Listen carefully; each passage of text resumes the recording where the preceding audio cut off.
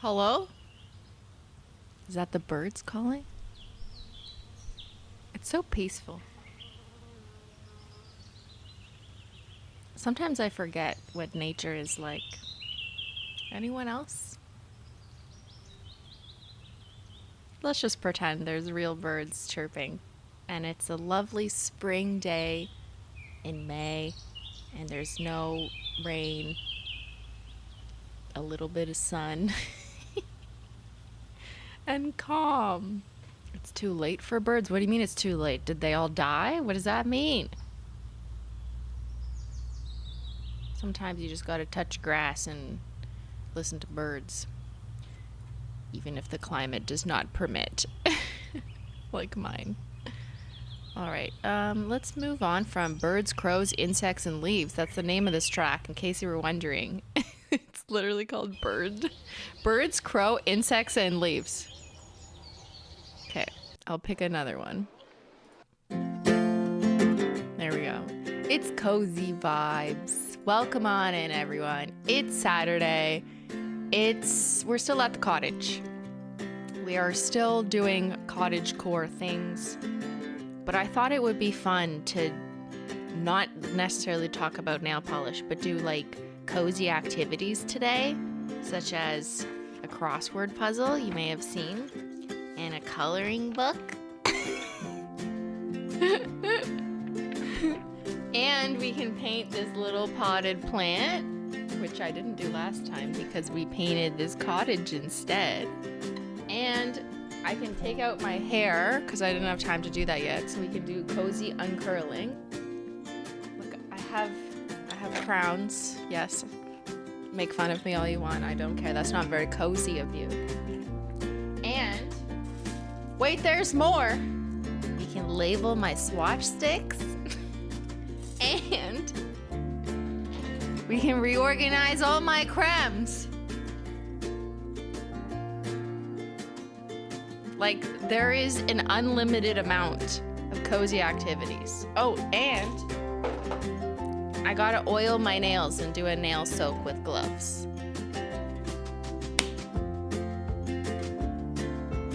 Sounds like a plan? Yeah, so just a cozy stream. You can ask me questions. I might answer them. And yeah, that's what we're doing today.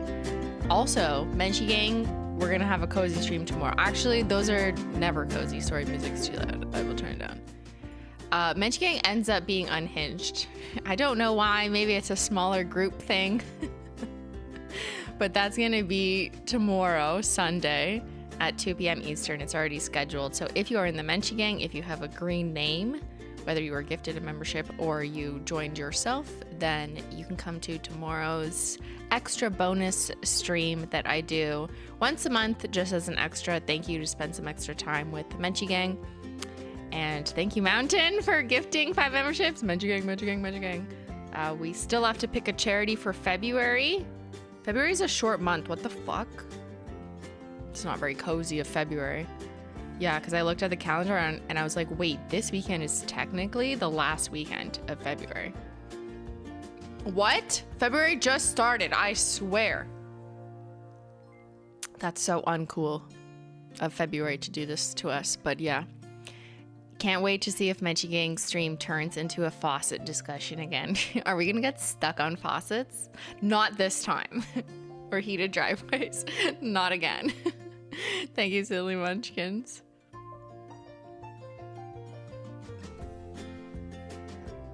All right, come on in, everybody. Hello, Jenna. Are going out tonight? I am not. I'm doing a cozy night in. No plans unless, I don't know, something happens. But yeah. Casey, ready for spring? Yeah. Me too. Is winter over yet? I'm crying in Canadian over here. Yeah, so like America can't have our country, but like, do you want our weather? Would gladly give you our weather. There's like 2 feet of snow. Like, I'm not exaggerating. There's like 2 feet of snow and it's supposed to snow again in a couple days or maybe Monday. And it's just like, you drive down like a normal road Like not even like a unoccupied one, just like a pretty normal road. And it's been plowed so many times that the side of the road has snow that is literally my height. Not that 5'4" inches worth of snow has fallen in a short period of time, but when you snowplow and like push it all to the side, literally the sides of the road have snow that is my height. So I feel like I'm like walking in a fucking, like it's gonna cave in on me. It's so fucking crazy. Yes. Imagine walking down the road and the snow is your height on the side. Yeah. Crazy. Isn't that dangerous? Yeah. So there is these, I wonder, I have no idea how this works. But like I will see occasionally trucks drive by that just have snow in them. You know, like a garbage truck or like a junkyard truck or like a dirt truck. If someone's doing like, I don't know, a lot of construction, we have that, but they fill them with snow and then they take them out to like, I don't know where, somewhere a little bit just outside of Ottawa, I guess, to like literally dump snow. Just like you take extra garbage to the dump, they have like a snow dump somewhere. I don't know where it is, but they literally have like truckloads of snow that they have to take off of like main streets. And then they just drive it out of town to like some magical snow dump where it doesn't matter to dump that much snow. Yeah, isn't that crazy? Yeah, I'm sure there's places in the States, even if you have snow, that's just not a thing. Do they reuse that snow for anything? I hope not, because it's disgusting. Like it's right off the road. It's all dirty. They bring it to the farmland. Yeah, I don't know if it serves any purpose. Maybe they build a snow castle. But that's what has to happen because there's literally my height of snow on main city roads right now in Ottawa. Yeah, I'm not that well educated in the snow removal process, but I know it's a thing because I witnessed the trucks and I'm like, whoa, where are they going with that snow? Hello, Mac. Hello, Queen of the Cottage. Can you spill whether there is a polish collection before the royalty polish release? Pretty please and thank you. I mean, would you like one? That's so cozy of them. Time to live. No. Give me snow. Maybe we should just bring it to America. We'll be like, hey, this is free. We won't even charge you. Have some snow. Truckloads of snow coming on in. Okay. What I want to do first is clean my nails because I have a tiny bit of residue from something I was swatching. Shh. And I need to just acetone the tips. I already peeled off my peelies. Sorry, Mac. Let me turn on my macro camera.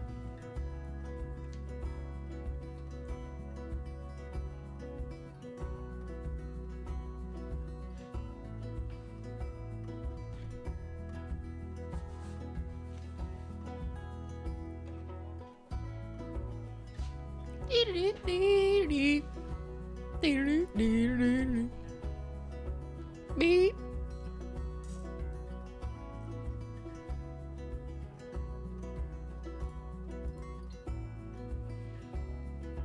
Can you offer packaging that hides Holo Taco orders? Why would you want to do that?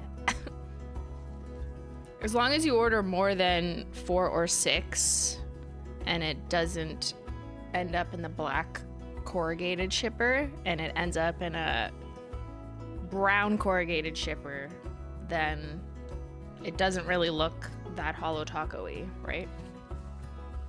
But yeah, it's gonna say Holo Taco on it because that's legal. Alright, I'm just removing some tip residue, but I did peel off my nails. I'm in the middle of swatching. Cozy time swatching. Sorry I didn't do a stream of behind the scenes swatching. I totally could have because that's what I'm supposed to be doing all weekend is working on swatching. But I just thought, I don't know, people would scream at me. So we're doing cozy time instead. No screaming. No screaming at Tipley. Are you going to visit Sophia's new studio? So, fun fact, it's not new. She's filmed that video over the course of the past few years, right? I've been to her and Tyler's studio, and it already looked sick like last year. Or whenever we did, yeah, was that over a year ago? Oh my God. That, the meet and greet in Raleigh, North Carolina for Sophia collab. So she already had most of the stuff there then. I guess it just, they wanted to like totally finish it off with like the furniture and everything. I know, she asked me to organize her Holo Taco. It looks pretty well organized. I've seen it in person, but I will gladly come over and reorganize it just for fun, just for cozy vibes. So the next time I'm in North Carolina, Sophia, I'm coming for you.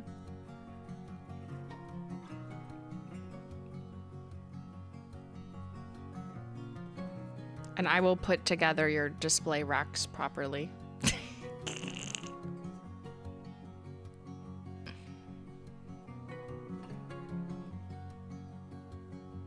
The 18 plus stream was done there, right? Yes. So we filmed an adult only tea tasting hot tub stream. Just no one saw it. It never hit the internet. Sophia collab was 2023. Time is not real. It was that long ago. What the fuck? That's crazy.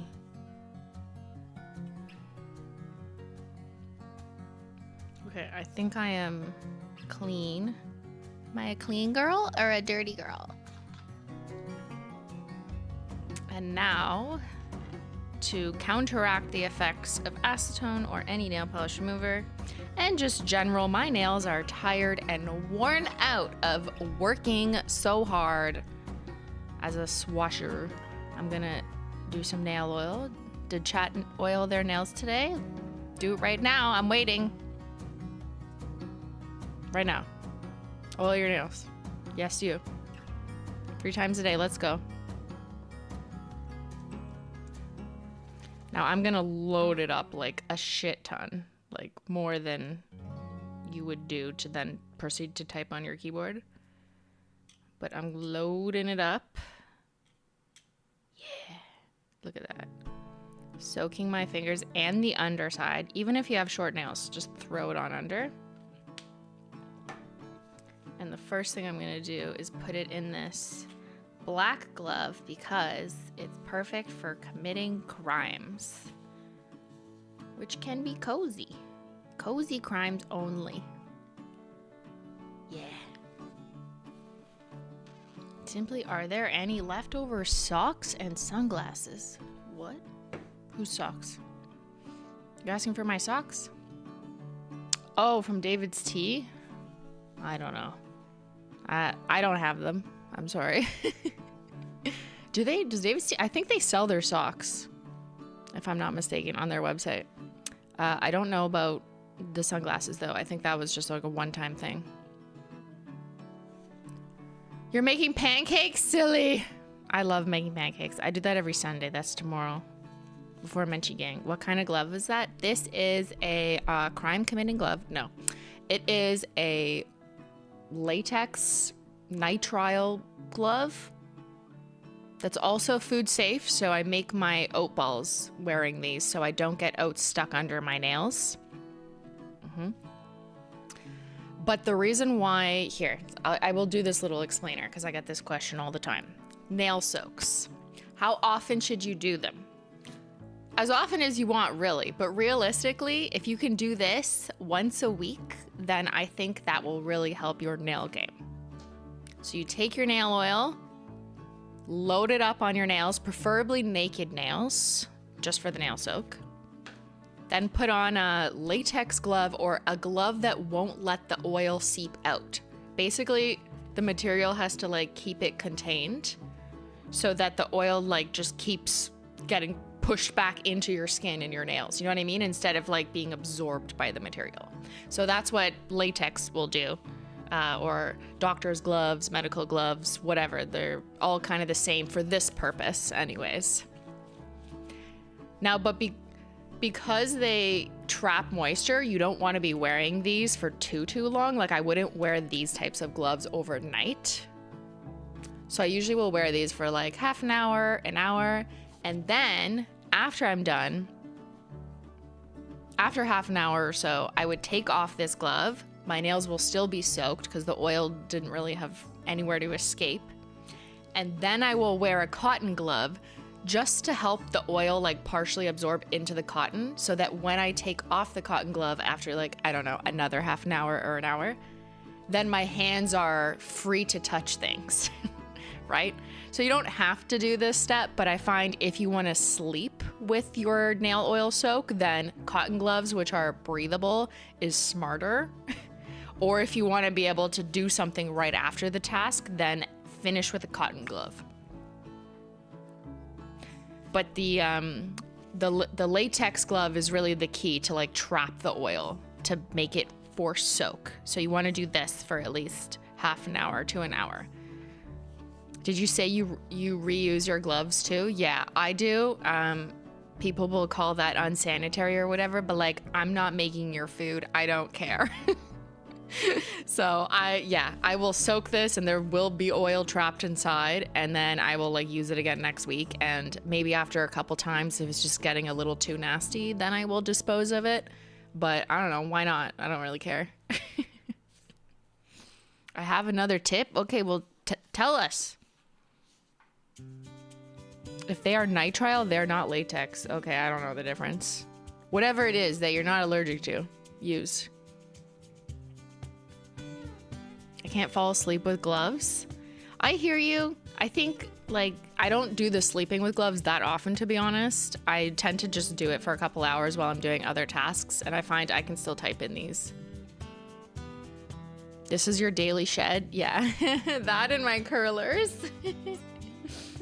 Should we take out my curlers? Guys, welcome to Simply's daily shed. I don't have anything on my face because I'm allergic to everything. In fact, I do have this little redness. Can I shed that? I wish I could. I have this tiny little red patch, like under this eye. What's this little like strawberry boo? I don't know. It's stinging. That's good. But yeah, that's just me. Can't take that off.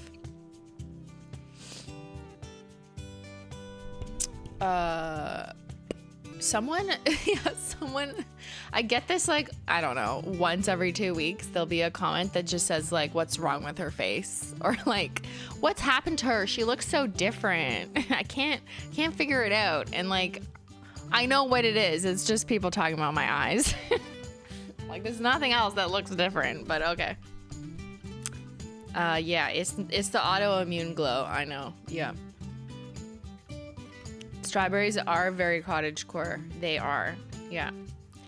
Do your eyes act up more in the winter when it's cold and dry? Yes, for sure. So I have a humidifier and all of that to like help, but it doesn't really solve the issue. Like, nothing solves the issue except steroids. Corticosteroids, not the anabolic muscle ones. But you can't stay on steroids forever, sadly. So yeah.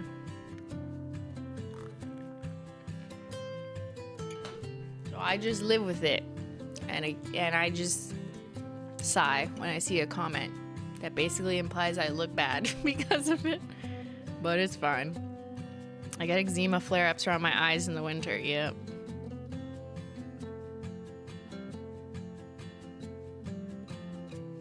Where's your shirt from? Aritzia. I bought it because of cottagecore. Are we entering skin sensitivity spring? I am in skin sensitivity on an annual basis, so that doesn't really matter.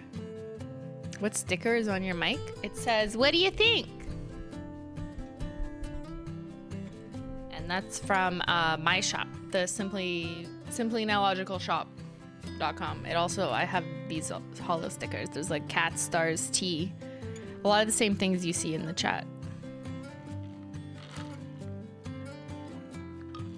Careful, the masses will think you're on gym steroids. Yeah, okay. Yes. I'm doing gym steroids so I can become a gym bro. the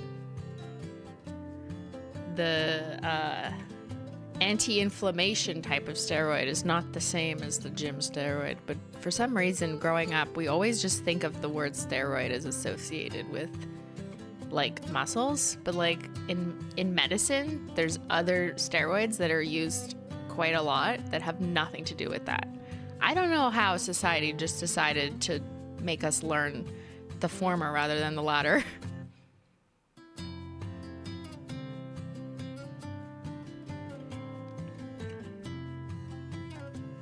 Yep. 90s kids problems, right?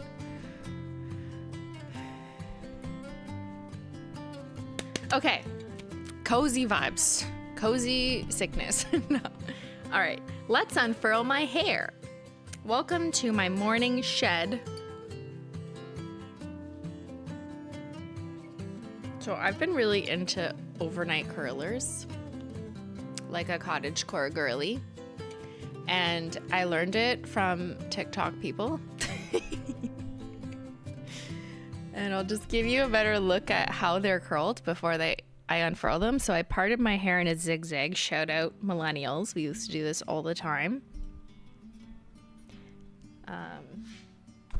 And I decided to do today's in like a split with 2 curlers. Sometimes I do the unicorn method where it's just one kind of band down the middle, but today, I don't know, I just decided to do it like this. And then because my hair is long enough, even when it's curled, I tie it up like that so that it doesn't get in my way, and I find it easy to sleep on. This doesn't bother me. This is on my Amazon page, but you can find them everywhere. It's just like a really soft, it's probably not actually velvet, but it reminds me of velvet, and it's just soft, so it doesn't really matter. It's not the harder ones. And then there's little elastics at the bottom, but basically it's curled in 2 sections. So I take like one section, curl it to the left, and then I take another section from the other side, curl it to the right, and then they become wrapped. Kind of like braiding, but not braiding. Similar. Sophia did try this in her hack flight video, but it didn't work out that well. I will teach her. Don't worry. Next time we have a sleepover party, a slumber party, Sophia, I'm becoming an expert in overnight curls. Do you ever use a bonnet? So I have recently because people suggested it to me.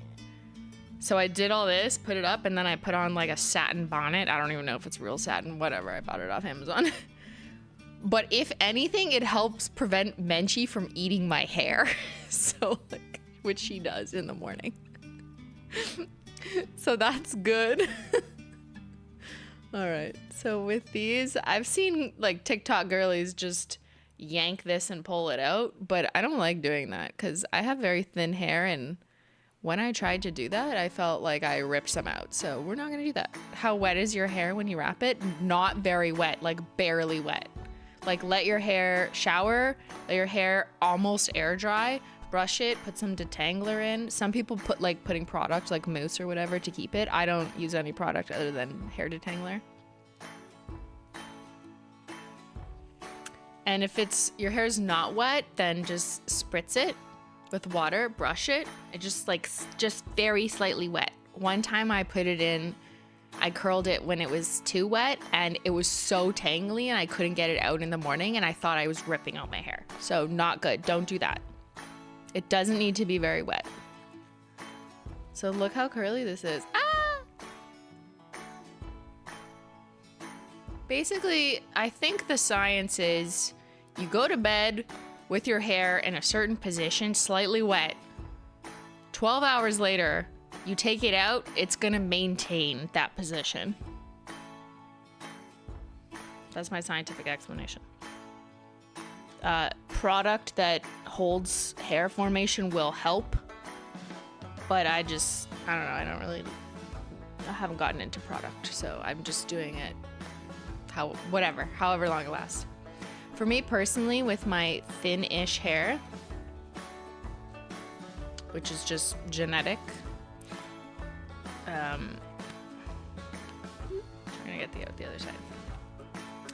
I find this method of doing curls will last the longest on me.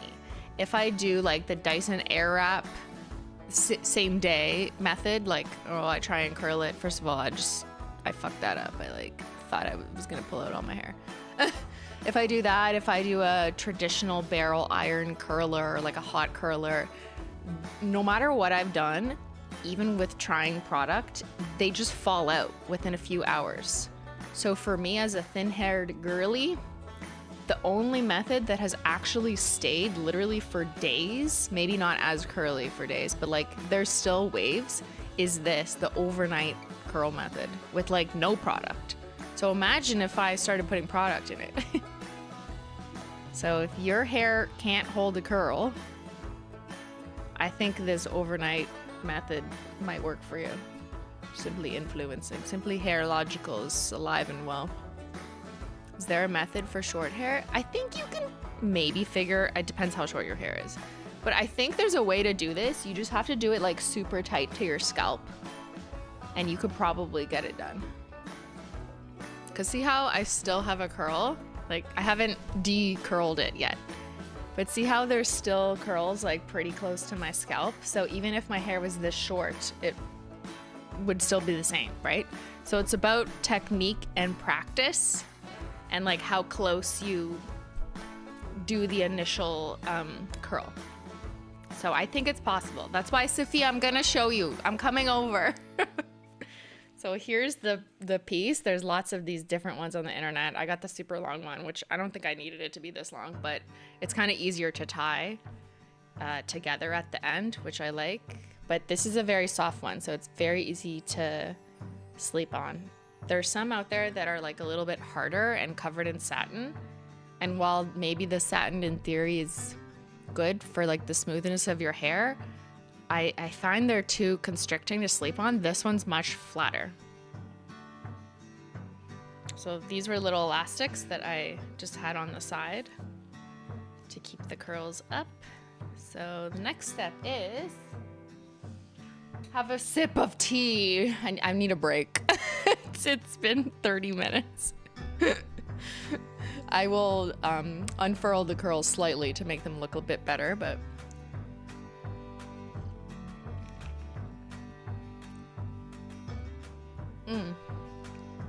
this is my first few sips of tea today after drinking a whole energy drink can. I'm sorry, Your Honor. I shouldn't have done that. It just happens. It's like crack. It's bad. I need half cans. They don't exist, or I haven't found them in Canada. I remember the zigzag craze. I have pictures of my hair like this, like unironically, and not part of a hair curling strategy. What tea today? Michaela, put exclamation T in the chat, please. We are drinking Simply Maple Breakfast because it's breakfast time. I mean, I drink this tea until like 5 p.m. And with an inch of oat milk. Simply, you know you shouldn't do crack cocaine. I know, I wrote a pamphlet on it when I was 14, but sometimes we don't always listen to ourselves, you know? There you go. There's the link for the tea.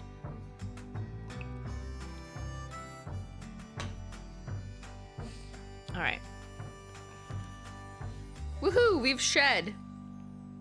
So now what you would do is, some people would say, okay, brush it all out with a hairbrush. I actually don't do that. And that's because I know my hair is thinner. I know it's gonna fall out easier. My hair is just frizzier. And I don't mind if it looks a little ringlety. So I kind of just leave it for longer. Sometimes I just gently kind of pull apart the curls like that, just to make it not look as like Shirley Temple-y. Here, I'll do it on one side, just gently. Yeah, you can do a wide tooth comb. I'm not that sophisticated. I just do a wide tooth comb method, but with my fingers. Okay, like that. So here's the difference. Ringlety, because I didn't unfurl anything, and very like I barely pulled them apart, barely. right?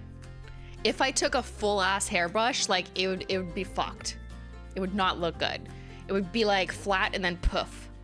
So it depends on your hair texture. Everyone's different, but I found, yeah, to brush would be a crime. I would go to hair gel. I said gel. Hair gel. Hair gel. But just for me, like barely pull it out. That's it. That's literally it. Now, I'll do that on this side too. Just like, whoop. And then we have to do the last step, which deals with this part going on, this millennial part, which I miss. I miss the zigzag part. Let's bring it back.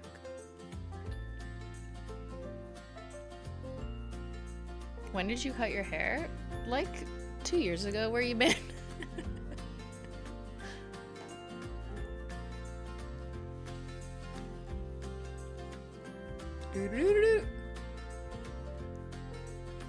It also looks shorter because it's curly now. Like when I straighten it, it's down to here.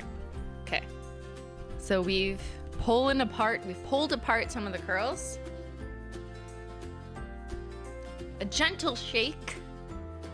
And then what I do to like get rid of this very firm part is just a little bit of this.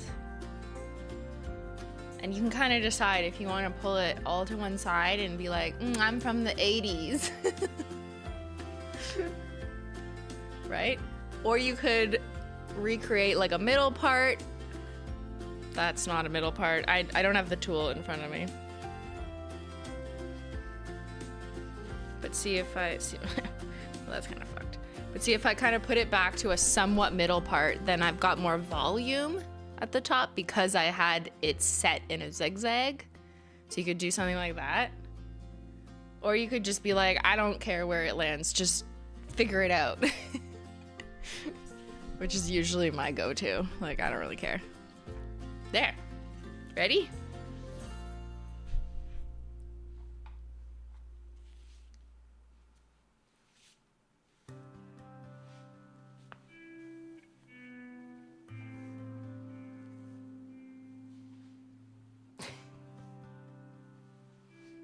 Wee! Wee! Wee! Okay. There, she's fun. It's Curlstein, yeah. It's tea time. La la la la la. And that's the morning shed with Simply. Also, nail oil soak is pending. Yeah. So I find this like the easiest way to look good. You know what I mean? Like, it takes so little effort once you practice. You don't have to do anything other than like wrap your hair, go to bed, and then take it out. To me, that's a lot easier than fussing with hot irons and hairspray and getting frustrated when it just falls out. This will stay, not this perfectly, like my hair will just get a bit frizzy and whatever, and the ringlets will fall a little bit more, but I will have a wider wave for like days. So that's great. Even if I put my hair up and then I take it back down, it'll kind of stay. And I do like the little bit of volume it kind of gives the top because my hair does not have volume normally.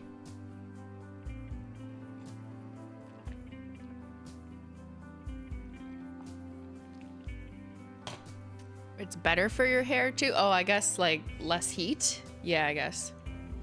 I still straighten my hair. I don't really care. I do use the thermal heat protectant that the lady who dyed my hair recently told me to use. So I will spray that on when I blow dry. But I'm not someone who showers my hair or blow dries my hair daily. Like, I definitely don't do that. I'm not a daily hair shower. I think we've had this poll before, and I was surprised by how many people similarly didn't shower their hair daily. Because I feel like on the internet, whenever you see someone talk about how they don't wash their hair every day, all the comments are like, you're disgusting. And I'm just like, oh, I guess I'm disgusting. You know what I mean? Like, I've internalized that. But then I've pulled this chat, and a lot of people don't do that with their hair. Don't wash their hair that often. Yeah. It really depends on you. Like, I don't get that sweaty. My scalp doesn't sweat that much even after a regular workout. If I did like a heavy cardio, then yeah, I'm sweatier. But normally what I do, I don't sweat that much. And I don't do anything to get dirty. Like, I don't play in the mud. I don't go outside. I don't roll in the dirt. Like, I don't really do anything that like gets that dirty, you know?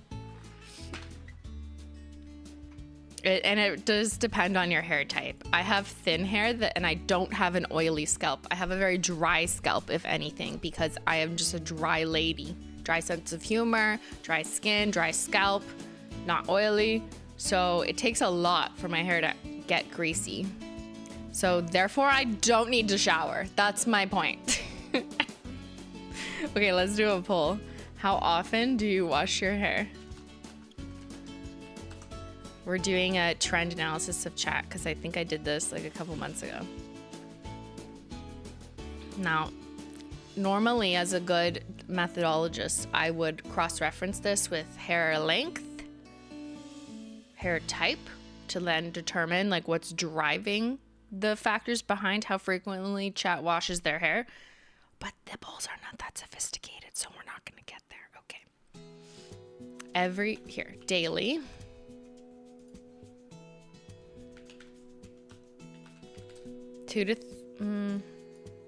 No, that's not. 4 to 5 times a week. That's like almost every day. 2 to 3 times a week. Once a week or less. Yeah, there. And the question is, pay attention to the question. How often do you wash your hair? This is not the same question as how often do you wash your body? Because some people will just like put their hair up, not get it wet, and wash their body, right? People with hair are like, yeah, sometimes I've done that. If you have like a lot of hair too, I mean, I don't have that much hair and my hair is very thin. But for some people, I totally get how like washing it is a huge chore if you have super thick and long hair. And you're just like, fuck man, it's gonna take me 2 hours to dry this bitch. I hear you. What if you don't have hair? Fuck, I forgot about you. I mean, you wash your head daily. Ben would answer daily, right? Because Ben showers every day. Because if Ben didn't shower every day, he would be nasty. But like, that's not uncommon amongst most men, you know what I mean? I think that's what I'm seeing in the social media comments. So in like a girl's talking about how she only washes her hair once a week, and the comments are like, you're literally disgusting. I think it's mostly men who like just don't understand, because men are more likely to have short hair and more likely to sweat and more likely to smell worse. So they don't get it. Again, I am just statistically creating a generalization. But that's my best guess, my uneducated guess. I haven't particularly studied the subject, but okay, let's let chat go there. I think I did read a study once about how like men produce X amount more body odor than women on average. So like, I'm not making this shit up.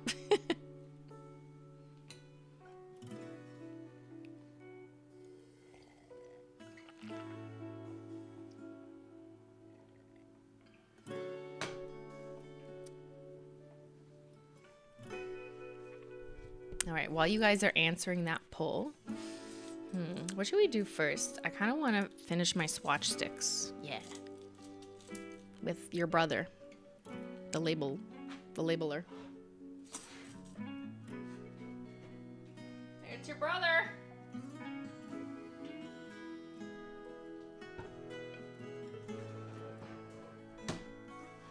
How's everyone doing for cozy vibes? Have we succeeded at the cozy vibes? There is no stress in chat. No. No stress.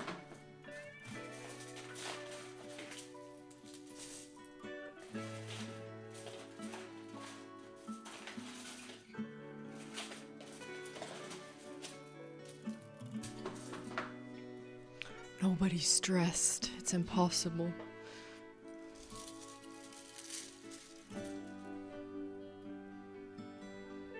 I have to oil my scalp, then wash it. That's what I should start doing. That's what I need to do because my hair is my scalp is so dry. That's why I'm nasty, because I have dry skin, not because I'm greasy. Brother. I'm opening your brother. Hi, Simply. I love that I found you in the Holo Taco community. This place is the best. This community is one of a kind. I agree. It is. See, there's almost 1,400 of us sitting here doing labeling and talking about nasty, smelly people. Okay. How often does chat wash their hair? 11%. See, only 11%. That's like 1 in 10 wash their hair every day. It's probably, I would guess if I could drill down and do a crosstab, it's mostly men. That's my best guess. Because I know 10% of you are of the male species. Not that that equates perfectly, but I think that's what's driving it. 9% are 4 to 5 times a week, but look, the majority is only 2 to 3 times a week, which is less than 50% of the days of the week. So like not even every other day, just under every other day.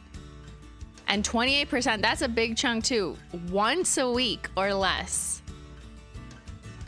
There you have it, internet comments.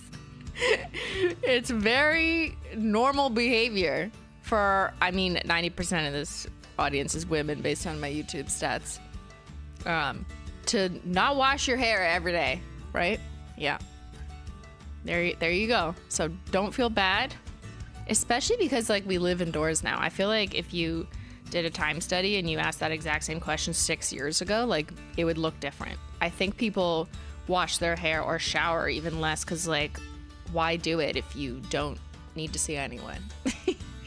Like, why? I get that logic. Sometimes I just don't shower because I don't have to do anything. Jesse, for Christmas, I got my grandma some Holo Taco. I just found out that she's been going to the nail salon, bringing the polish with her and demanding they paint her nails. Well, I hope not like demanding in a yelling way. I think you can bring your own nail polish to most salons and they shouldn't have a problem with it, right? I've done that for pedicures. We brought Holo Taco when I went with Sophia. But yeah, the demanding part seems kind of demanding. You have to! But yeah, shouts out to your grandma. Liz, I wash my hair once every 2 to 3 weeks, and my hair has grown so much. Oh, that's interesting. I didn't know not washing your hair makes it grow. I just don't wash it because, like, it doesn't, like, need it. And or I am lazy and don't really want my hair to be wet. Like, I'm just like, I don't want my hair to be wet today. All right, here's what we're doing. We are making labels. So if you go to my Amazon faves page, I have the label maker that I use in case you're interested. But I have some labels prepared for the new cottagecore collection. And print and chain print. And the David's Tea collection, which I just failed to do until now. So we're just gonna do all these labels and I will show how I stick them on. Touch grass, time after time. Na, na, na. Who got their cottagecore collection in the mail? Who got it early? Who's one of the lucky ones who was first in queue? Oops, hello. Skipping stones. Yours is coming today? It's due on Tuesday? It's coming today? It's being... Wow, everyone is coming today. Damn, it's Saturday. Shouts out to shipping companies. Woohoo!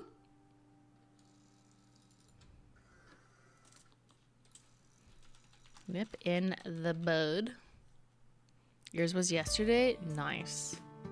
I would like to see all your very calm and cozy manis. Don't forget to tag me too, not just Holo Taco. Don't forget about me.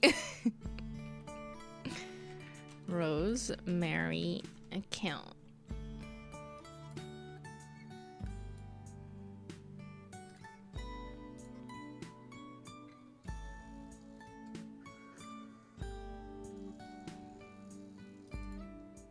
Excited for the flour taco? Yes, that is currently the best seller, which makes sense. And I don't think any collection we've released that had crèmes and a taco, the taco always is a better seller. Like, I mean, that makes sense. But yeah, garden party tacos doing really well, which was kind of an experiment, right? Like, we've never really had shaped glitters in a topper yet. We've had star glitters in a formula, starry-eyed, and we've had Sophia back glitters loose so you could place them. And this is the first time that we put toppers in a bottle, or sorry, that's not how I phrase it, that we put shaped glitters in a bottle. And that was in part because you guys literally asked after previous releases of glitters and or things in different ways. People were like, I want it in the bottle. So that's what we did. David's tea. Oh, I can do it this way. Perfect. Okay. Because I want the S to be lowercase, like their branding. I'm also doing the David's tea ones because I just hadn't gotten around to swatch stick labeling them. Pearl gray. So yeah, I'm very interested in when the reviews of Garden Party Taco start coming in. Make sure to review it on our website, holotaco.com. Not just in chat, although I appreciate it. I love that they are reflective. Thank you. Yeah, just like a gentle sprinkle of it. Not super packed. Like Disco Dust is more packed with different reflective colors too, and just more dense, and that's on purpose. But this Garden Party Taco was intentionally a bit more like scattery, gentle, to fit the low-key calm vibes.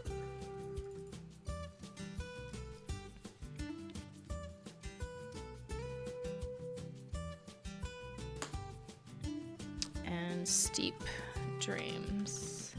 Steep dreams are made of these. Time after time. Sorry. Okay, that should be it.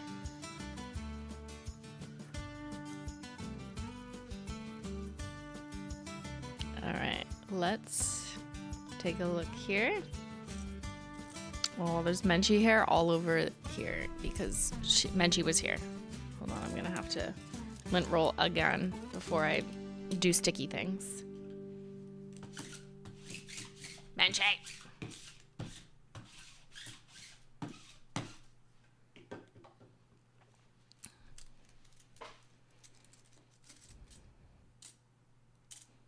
Yours is coming Tuesday. Nice. Okay, let's do the David's Tea ones first. Let me just remind myself which way I did labels.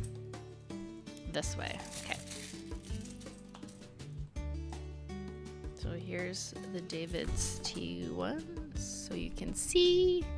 Yes, I'm still wearing my glove. I'll swap it out after this, but might as well not get oil on these little sticks. There's Pearl Gray. Just double, triple checking I put it on the right direction. Yes.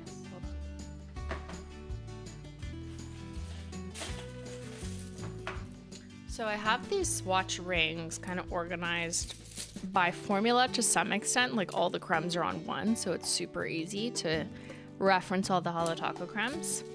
But the limited edition shades, like if it was a collab or an anniversary or whatnot, I'm putting all those on their own. So I'm gonna add David's Tea to that, because like, what am I doing? Like some formulas I wouldn't know where to put. The crème, actually I could have made 2 of the crème. I'll have to do that later. I agree, I should still be adding, even though this is limited edition, to the crème wheel, just so I have it on the same one. I should have made 2. Oops. That's okay, I'll do it later. But yes, just to confirm my point, These are all labeled this way. How about making a stamp plate?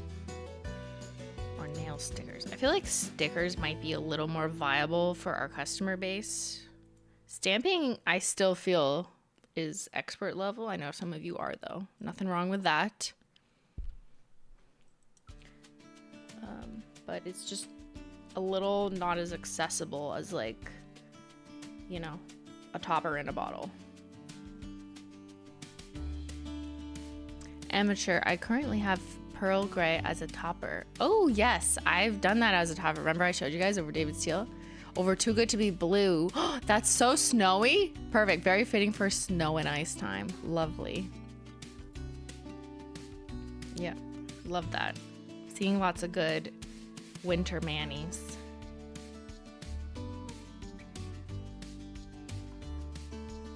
I'm flattered by your stamping comment. Oh, because I just called you an expert? It's true, you are. Deal with it.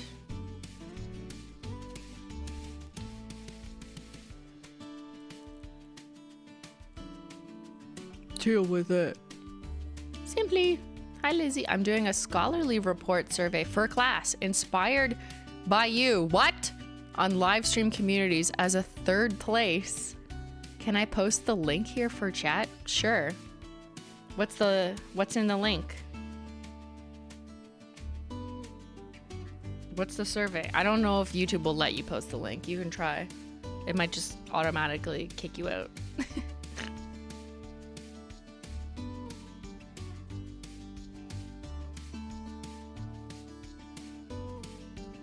This is the 3rd place you've come to.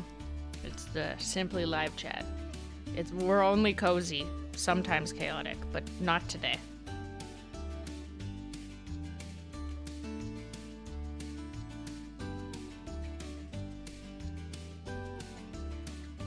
If I was in sociology today, I think the topics of the essays I would choose to write would look so different from when I was actually in grad school. Was that 10 years ago? Oh my Lord. Like, social media wasn't really as interesting to write about. I mean, that's not totally fair, but it just like wasn't as pervasive. It wasn't as dominant in our discourses like 10, 15 years ago. So there was a whole bunch of other topics that you could write about that just like didn't deal with that. You know what I mean? And then the impact of social media on that topic might have been like a paragraph, but it wasn't the entire focus, at least in my writings.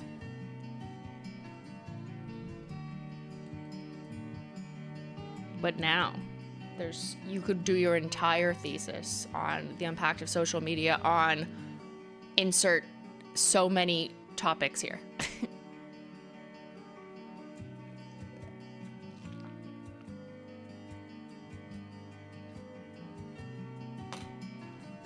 Okay, these are David's tea labeled. Let's add them to the wheel.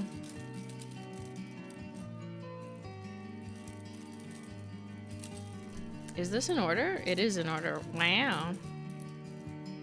I just don't have the birthstones on here because I gave them their own wheel. That's fine.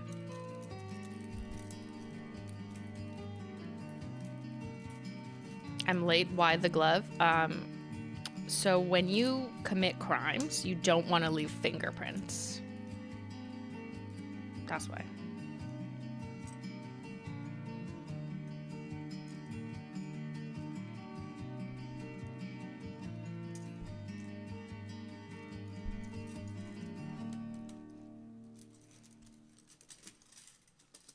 All right, there we go. We got David's tea on a wheel. Nice. Iconic. Perfect. Love that. Okay, now let's add the cottagecore crèmes. So these ones I like to order in rainbow order, because when I'm doing prototype selection or myself and the team are trying to figure out like what's the color story of in this case, a predominantly crème collection, we always want to make sure that we're not duping shades that we already have and that we're filling gaps that exist, whether it was limited edition or not. I do want to make sure that we're covering different undertones, different colors, even if they don't sell well and then we eventually have to retire them. But we can always try, right? I'm not too pressed about it. But yeah, I do like the look of this though. This is just selfishly pleasing to me to then be able to go back to my rainbow color wheel and be like, I love it. It does serve a purpose though, in terms of prototyping, you know. But it's also just pretty to look at. How few greens? Oh, I just didn't have this on that side. I don't think we have that few greens. Like literally these are all green. Not that. But let's add more greens. Oh, where's time after time? Oh, there it is. There she is. We're adding 2 more greens. Green gets a winner. Not many yellows. Well, there's also a yellow here. Yellows sell the absolute worst, and these are just facts that you can't argue with me because I have the data. So where should these go? Let me just take these off. I feel like they should go here.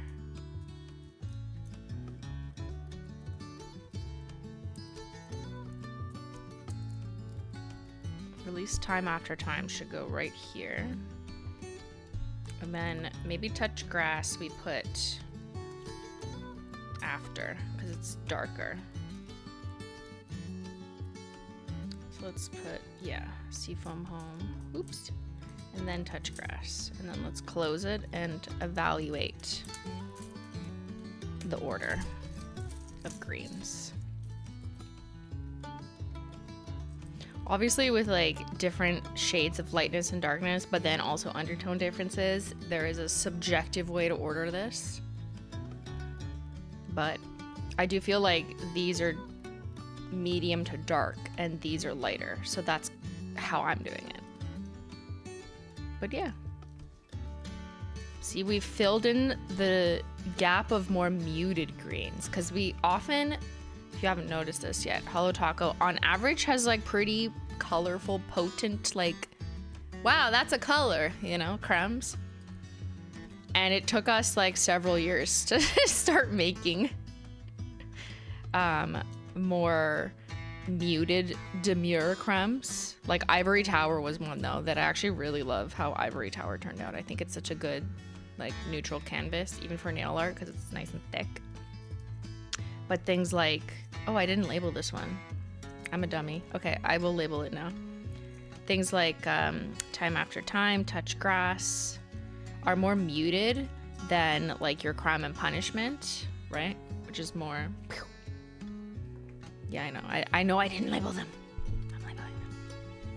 But I've seen a lot of really positive feedback from people who are like, apps, I was waiting for this. Thank you for delivering on muted crèmes, because not all of us want to be annoying.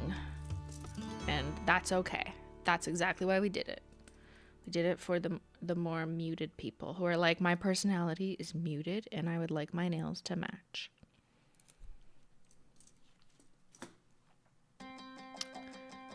Not everyone wants to be obnoxious, multicolored flakes with reflective pigments and a jelly bold base, you know?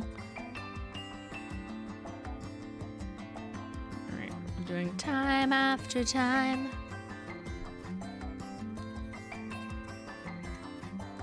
I love the grayed out colors, yeah. I think we need more too. More?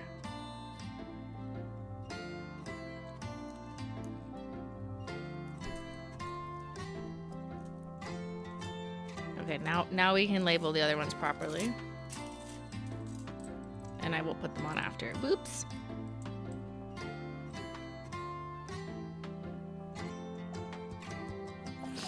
Phew, that was stressing you out. No stress. Just cozy cottage. Just come to my cottage. We're just cozying.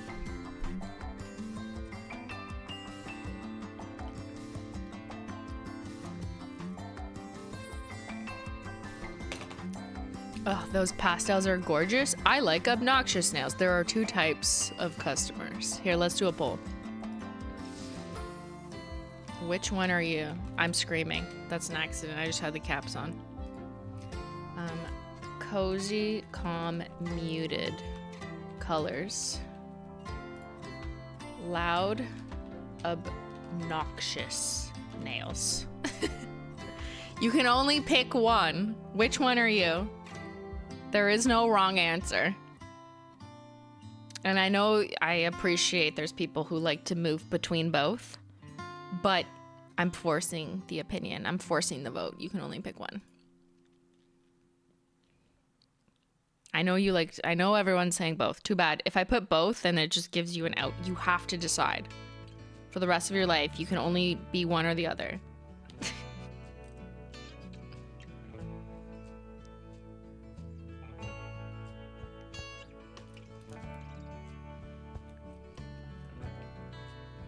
Nip in the bud. You're all just a wild child. Everything taco gang, yeah.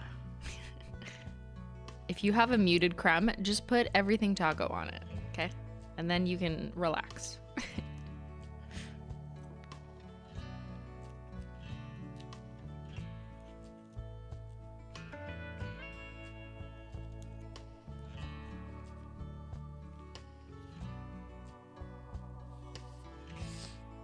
What are dark nails? Is that cozy, calm, or loud and obnoxious? Good question. That's kind of a subjective one.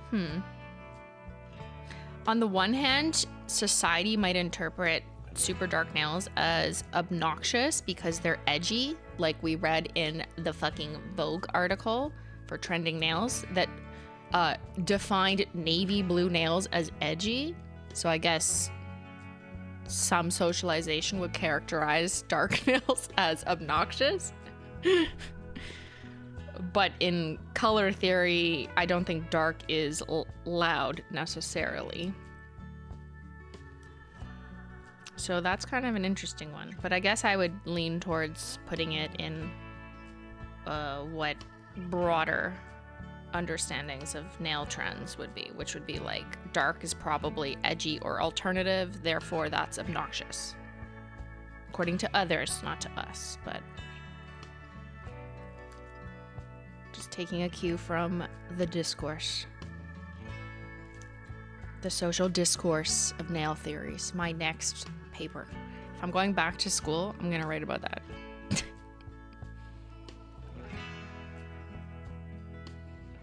I really hope dark academia gets put in Ulta.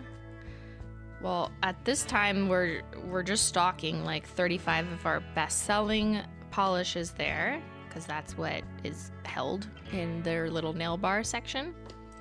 But yeah, maybe we'll do like a little swap in, swap out for spring or something. But it would just be a couple shades. And as of right now, we're not putting entire collections in Ulta. So as you've seen since we launched in Ulta in October, every collection that we've released is available exclusively on holotaco.com. You can get everything that's new. And that's probably the future for the most part. Barring some, I don't know, exception. But yeah, maybe we'll do a couple swap-ins, you know, but it would be definitely much later than our original release where you can get it from us directly.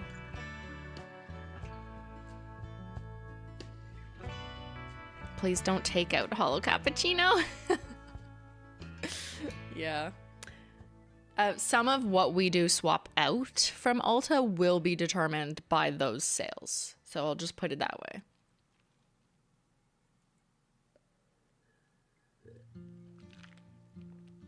Any news on which birthstones will be restocked? So we have internally decided which ones, based on the data, based on the back in stock notify me numbers, based on the rate of sellout. That's at least twice from the first launch and the subsequent restock of all of them. So that's 4 data pieces that the team and I have thoroughly analyzed, and we have decided and pitched which ones should be restocked. We are waiting on final confirmation of all pigments to be able to like true confirm that. But I hope to have some news about us restocking them and like confirming which ones they will be. It won't be all of them. It's just going to be a couple of them based on data and pigment availability. But yeah, I'm hoping to get a couple of them back in stock at the midpoint this year, maybe something like that. Yeah, it's gonna take a bit of time. I don't want to do anything without full confidence, but how many? Just a few of them. Yeah, it would kind of defeat the purpose to restock the majority of them, you know what I mean? So are you surprised about the ones you decided? No, not at all. I'll just say that. Okay, let's add a wild child into the purple. Purples. Okay, this one should go here. Yeah, I think here. Even though it's closer to lavender, but color-wise it's like darker, so I'm gonna put it there.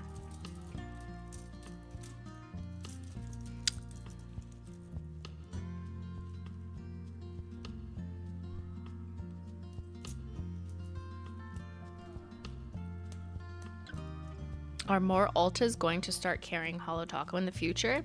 I don't know. I mean, it's possible. I think it actually hasn't been that long, right? Like we only launched in October. So that's like one full quarter. But, you know, in large corporate industries, it takes time to assess the full performance and then execute things and move forward and then actually implement them. So if that were to happen, I don't think you would be like right now. But that would be really cool if we did expand, yeah.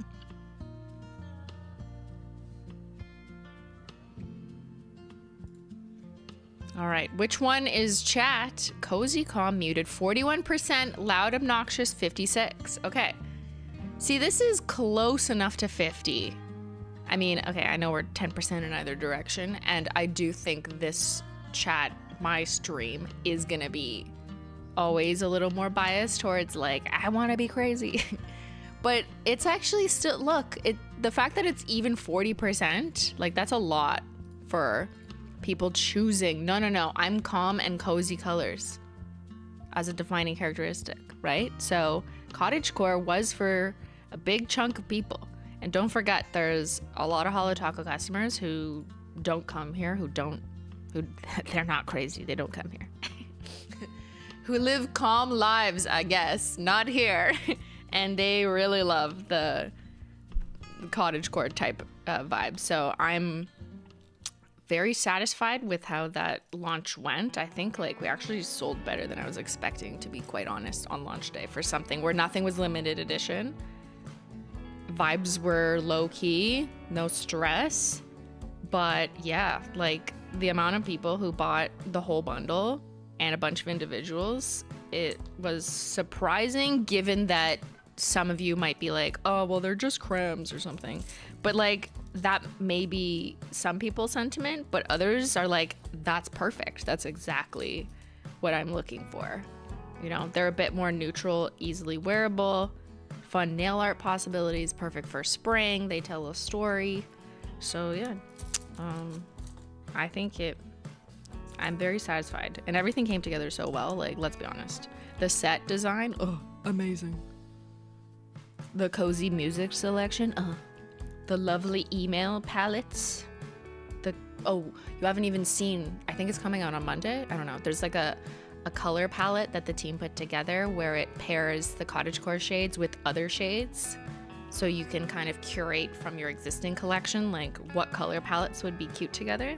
We've done this for other launches recently, but there's one for this coming out.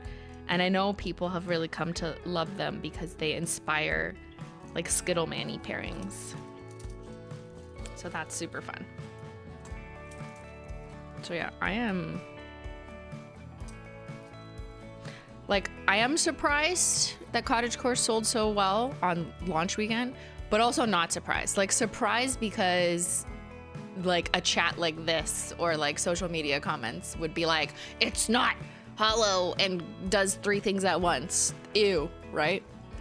But then I also know that beyond just like the vocal comments like that, there's so many people interested in just like, give me something a little more wearable for whatever reason in their lives. You know, that's just what they want. They're just not yelling it because they're calm. So it really does demonstrate why you shouldn't listen to social media comments. I think that's the lesson I am learning live right now from this little story. Yeah. I saw that today. It's out already. Oh, did it just happen today? I didn't check Instagram yet. Sometimes I approve things in our social media calendar and I don't remember necessarily what day it was supposed to come. But there you go. You got some color palette ideas.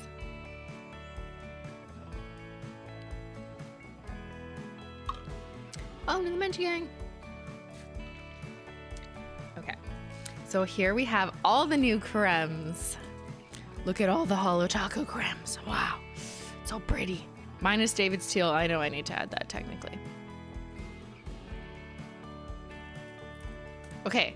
Where are the gaps? Because I'm planning 2026 now. And like, yeah, we'll do a crème collection at some point. Or like predominantly crèmes, I guess. To satisfy the crème people. Honestly, we still have a lot of like pops of color. I still think you could build out the little more like grayed out palette, to be honest, just looking at this. Yellow, please. That's the worst idea.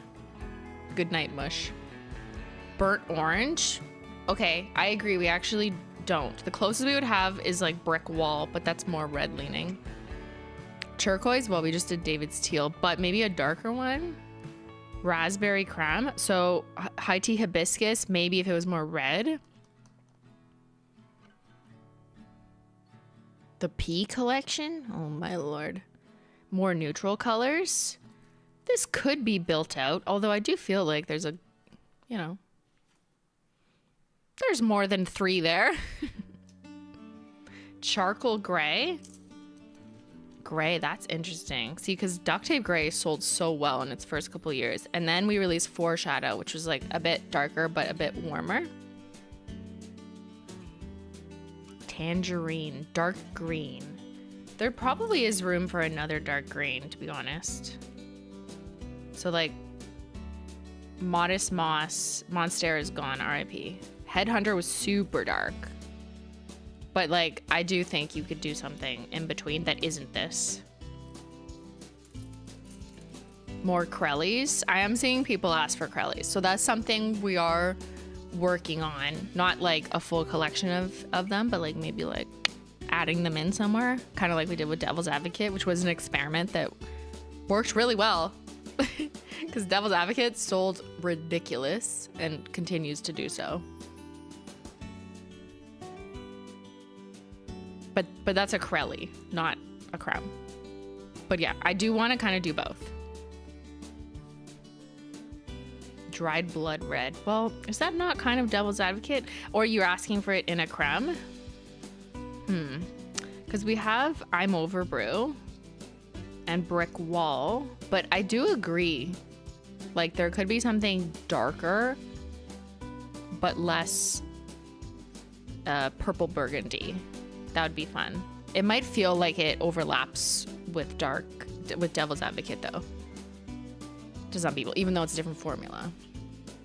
I would like it, but I know that people will be like, it's the same color. Why would you dupe yourself? And I'm like, no, it's a crème, not a crowley.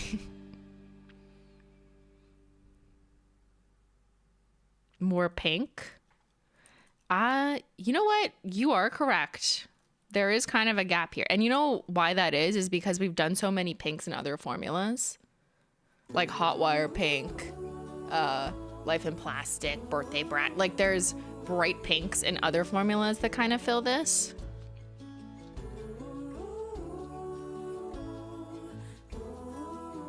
And And the other reason why we didn't really build out or prioritize building out pinks or like traditional reds in crèmes is because those are readily available from so many brands at the drugstore. Now, I know you could say that about like, you pick any color and you can find it in the drugstore technically. Well, technically, yes. However, my priority at Holo Taco wasn't to like lead with copying the assortment that's in the drugstore. I wanted to fill gaps which are less commonly filled out in the drugstore. That being said, I also want to fill some gaps with good quality crèmes. And I appreciate that people like our crème formula, which is why we're still going to do crèmes that might exist in a similar color in the drugstore. But like, it's why that's a gap, because I didn't want to like start off making crèmes with colors that like you could already go pick up from Essie. Do you know what I mean? Why aren't you building out oranges then? Because people don't buy them. So people buy a lot of purples, so we really built out purples, yeah. But then you made the best crème, so more pinks, please. I could take that under consideration. It's never like, oh, I'm never gonna do that. It's just about prioritizing, right? Like, maybe we'll get there.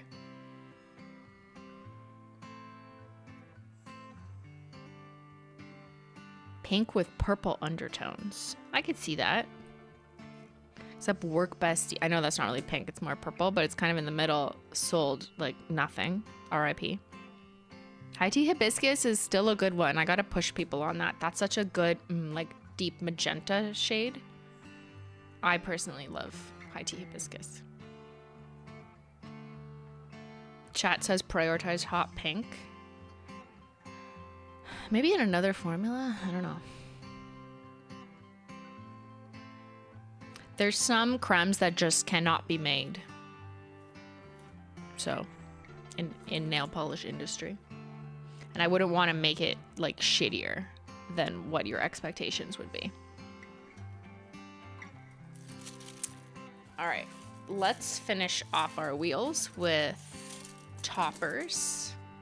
So I have Garden Party Taco. I just painted it on black and I realized I should have also painted it on white, but it's not the most important to put over white, even though it has one iridescent pigment in it that maybe you could tell the difference. I just put it on black. Add it to my list, but let's just add it. It's kind of unlike everything else, so I'll just add it to the end here.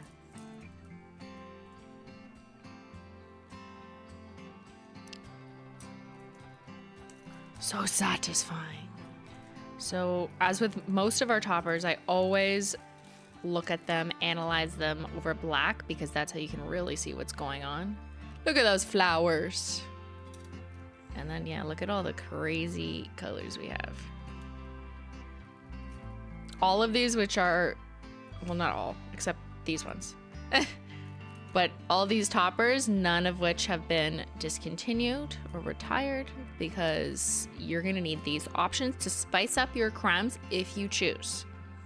So these are all iridescent shimmers. There's 6 of them, and there's also iridescent unicorn skins. There's 6 of those. There's 3 holographic toppers, and then lots of different metallic foil flakes, and disco dust, reflective taco, and now garden party taco.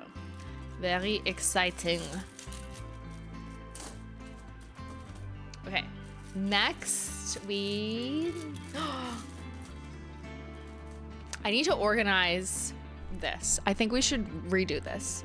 And if you're in the same position and your cottagecore crèmes are in the mail, and you're like, I also need to reorganize my crèmes, what order should I do it in Simply? Let's do that right now, after I pee out the tea.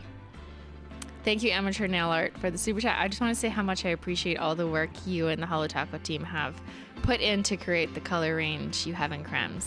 I love that I can do almost any nail art with all Holo Taco polishes. Thank you. That means so much. And it is so worth the like constant overanalyzing of colors, the constant like mapping out, comparing, like questioning, re-questioning. Should we do this? I don't know. You know, will it fill this gap? Will people think it's the same? Whatever. There's so much that goes on behind the scenes, but hearing you guys like appreciate it or love the outcome is all like makes it worth it, you know?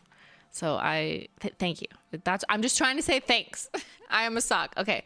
I will be right back. Fill up your tea, your water, whatever it is, and we will continue organizing. And let me know what ad you get. Hopefully it's calm and cozy.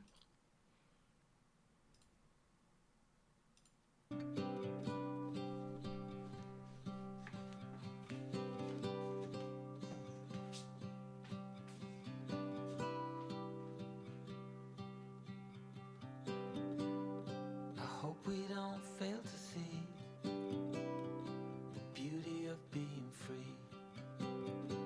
Don't forget what you love the most.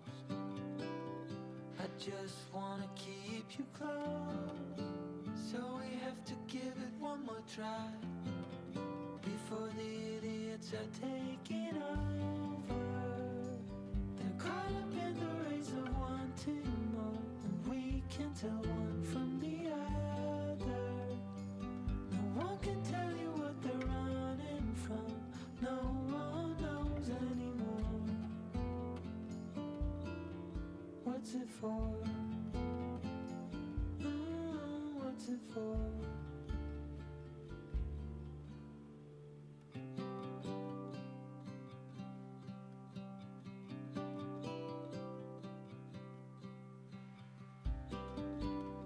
There's so much more than we've been told, way beyond what we can hold. So keep your eyes open for the things that really matter. Oh, we have to give it one more try now that the idiots are taking over. They're caught up in the race of wanting more, and we can tell one from the other. No one can tell you what they're running from. No one knows anymore. What's it for? What's it for? Oh no.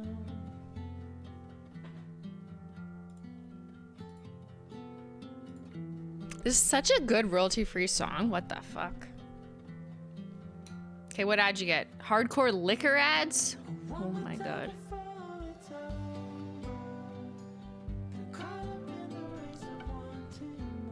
Sky Nova? Is that alcohol? A taxes ad?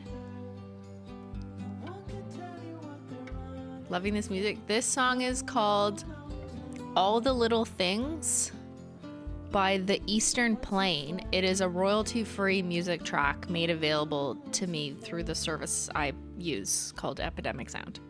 You got a crypto ad? That's not very cozy.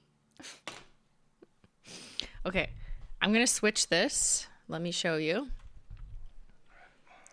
Time to do my shed. We are shedding our glove now. Ready? Oh, yeah. So see, the oil is still obvious, but it's partially soaked in. And see, you can tell because my nails are so much more flared out, and that's because the oil has thoroughly soaked into the nail plate and spread it out a little bit. This is bad if it's water, because water will push apart your nail layers and kind of like dehydrate it, which can result in peeling and splitting. But if it's good nail oil, like this one, something with jojoba and oils that actually permeate the nail plate, it is hydrating and helping the nail plate. So this is a good thing. And sometimes some of your nail will turn a little bit clear. Like you can, mostly my pinky's the most clear. I don't know. It just depends on there. My thumb has a bit of clearness on the edge, right? That's not a bad thing as long as it was the nail oil doing it. Yeah, huge difference. So this will ultimately help make my nails more resilient if you do this over time, because it's gonna help hydrate them with the proper shit instead of water, which will make them more susceptible to snapping, breaking, and brittle. But this will help keep them flexible so that if I do like jab them into something by accident, they're more likely to flex and bend, but not snap or break because they're not brittle. They are nail oiled and hydrated. But because there's still some like residual oil and I don't want to get oil all over the bottles I'm about to touch, now I would just throw on a cotton glove just to kind of finish off this little treatment, and the cotton glove will just absorb the last bits of oil on my hand. Just leave that on for like, I don't know, 10 minutes, doesn't really matter. Just to kind of get it done with. Here, you want my glove? It's oily on the inside. How often do you soak? Probably just like once every 2 weeks, but it is something that if you're trying to get in the routine, I would do it once a week. And it depends. If I'm swatching my nails, so I'm constantly changing the nail polish, then I might do it more often because my nails are naked in between. So I would just do it more. Simply looks like she's examining old books. No, I'm just examining swatch sticks. Okay, guys, put on your gloves to examine the swatch sticks. Okay, let's organize.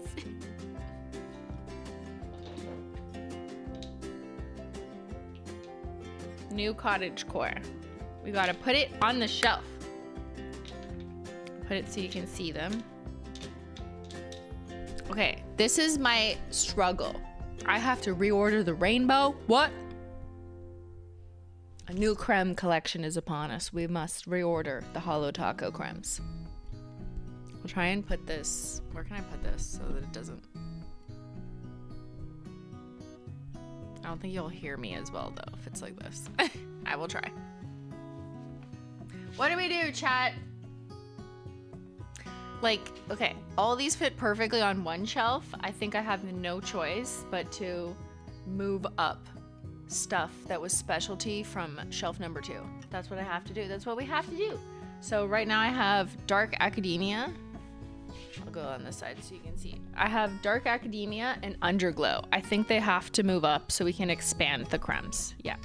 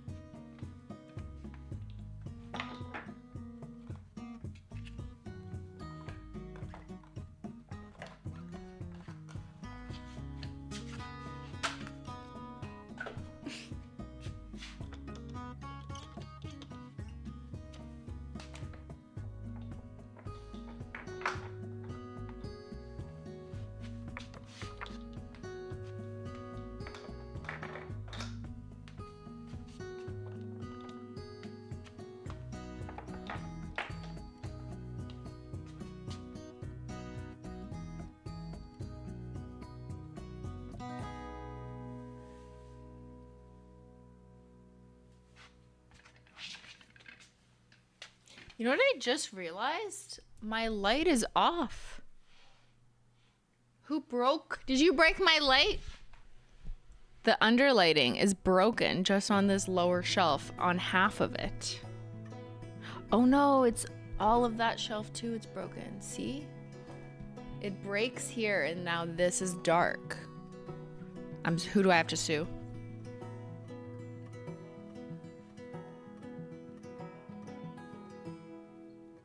What the fuck? It flickers sometimes? It flickers?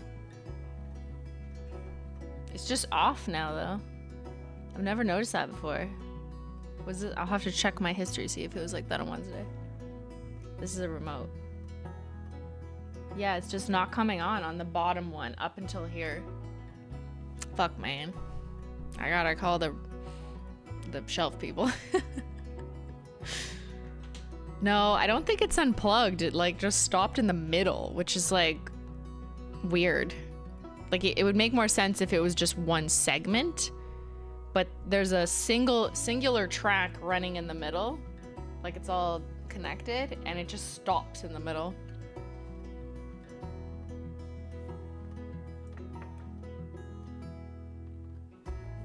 I fixed it. Oh my god, I fixed it. Did you see that? Oh my god. I'm the repair woman. I don't know what I did. I just touched it. Don't touch anything. I should do an audit. Are they all good? Okay, I think they're all good. That was weird. Okay, you let me know if you ever see them out. I'll just touch it again and fix it. I love when I just fix things and don't have to call anyone. Whew.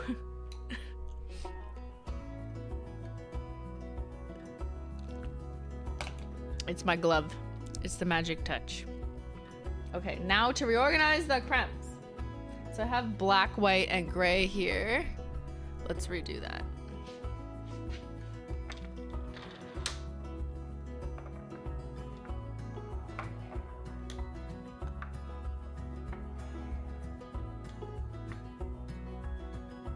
Where's my duct tape gray?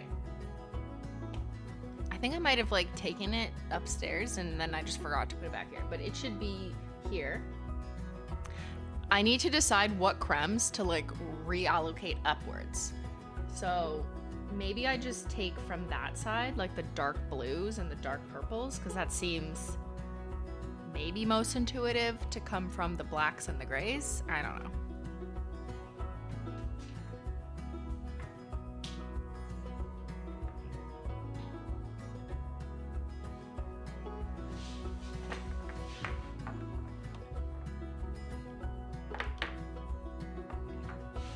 Actually, I changed my mind. I like being able to reach for one coat black right at the end of a section. There's something about like, I know the black is just on the end. So I'm gonna just reorder this side to make black at the end.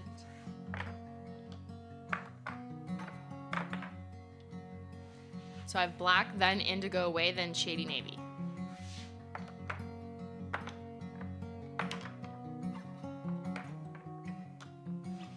I will do a recap after and we can zoom in.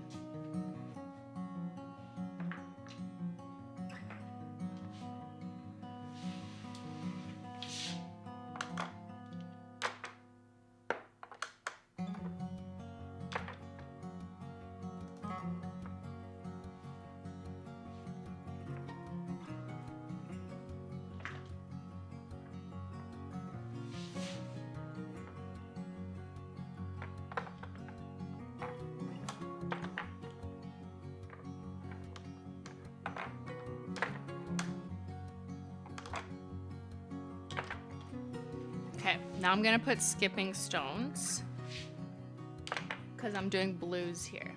Sorry, I need to move out of the way because I'm doing blues here, but I need 2 bottles. So this is optional. I always do 2 bottles stacked because my shelves have like a, you know, like a fucking, a stadium. What do they call them? A bleachers. Bleachers?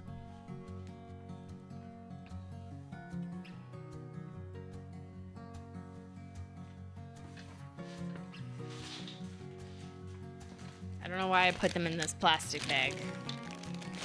I think I didn't want the cats to knock them off like the kitchen table, and I had them in the kitchen because I was filming on a patch of grass in my kitchen lighting. Such is my life. So I like to have double bottles. And then that way, whenever we're streaming and I need to reach for something, I just reach behind me. So it's easy. Now, if I'm upstairs in my main office, not this computer, I do tend to just have like a more limited selection. I have all the toppers upstairs for sure because I'm always testing those. And I usually have like the most recent collection, because I'm painting while I'm working. Not this kind of work, but like office kind of work. So I have multiple polishes around the house is what I'm saying. My house is nail polish. These ones have the new labels. I don't know if you noticed that yet. So as of David's Teal, or not David's Teal, the entire David's Tea collection, you will notice that the labels on the bottom are square shaped and have barcodes. That's to help standardize, universalize, streamline the ability to just scan the bottle and not necessarily the carton, because whatever you put into retail can't have a carton. So it's just like making it easier so that there aren't two different versions of the same product floating around, which is just like kind of dumb from a, you know, project management and operations perspective. Ew, change. Oh, get over yourself, Amy. I promise you will be okay. Your house is shaped like a nail polish bottle. I live in a nail polish bottle. Yeah. Why can't retail stores sell cartons? I don't think like it's like against the law to sell cartons. That's not what I meant. I just think generally speaking, retail places, like, just think about it. The customer that's shopping is seeing the color. So seeing the color in the glass bottle is a lot more obvious to the shopper IRL, because they're not looking at a bunch of pictures on the website. They're going by one thing. So if it's in a carton, it's hard to see. So visually, it does make sense for a IRL store experience. Is Sophia here? Sophia, I'm reorganizing. Hello, shrimp and junior shrimps. Hello. I heard you want me to reorganize your nail polish in your studio. You could have told me this when I was there in 2023. Isn't that stupid? That's the last time I was there. We are overdue. I know. Ben, are you listening? Get on it. Ben's supposed to be booking a trip with Sophia and Tyler. We're working on it on a YouTube Friends. Monetize the friendship. Reorganizing you? Yeah. I just did all my swatch sticks. And now we're redoing the shelf of crèmes. Okay? I will show you how to do it. I will come to your house, charge you just a little bit, a friendship discount fee to do professional reorganizing of your Holo Taco. I will even build your nail polish shelves properly. You were here last year. Was it last year? No, it was 2023. What? That's what the chatter told me. I believed them. Let's go to Vegas, dummies. I know, Ben! I don't know if he's listening to this. Yeah. You're forgetting the tea tasting? Oh my god! We did go to the spa and we painted our nails. Okay, my concept of time has collapsed, to be honest. Like, what? Hello? You're right. We had the 18 plus hot tub stream off camera. How could I forget? Ay. Okay. Okay, so I've made this much space, as you can see. So that's gonna be helpful to spread everything out and add some of these new crèmes, cottagecore, which is the opposite of Sophia vibes. That I know. She's not an interested customer in this one. Ben can finally get trash can nachos. Yeah. Okay, so Wild Child, purple. Yeah.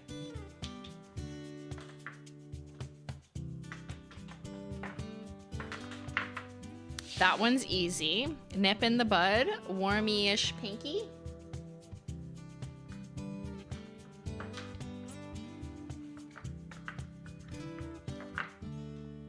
Boop.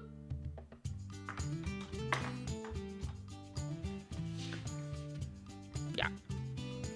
Rosemary Hill, super, super pale pink. Right here.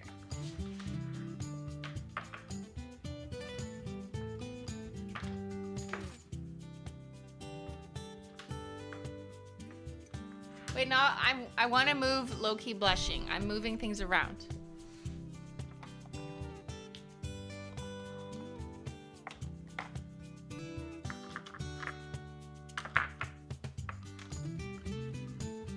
Okay, that's better. That's better. Trash can nachos would be so fun. I still don't know what that means. Like, does it just mean like a garbage bowl but nachos? Which I love. Just throw everything into a bowl. Ben makes fun of me for doing that. He thinks I'm like a child.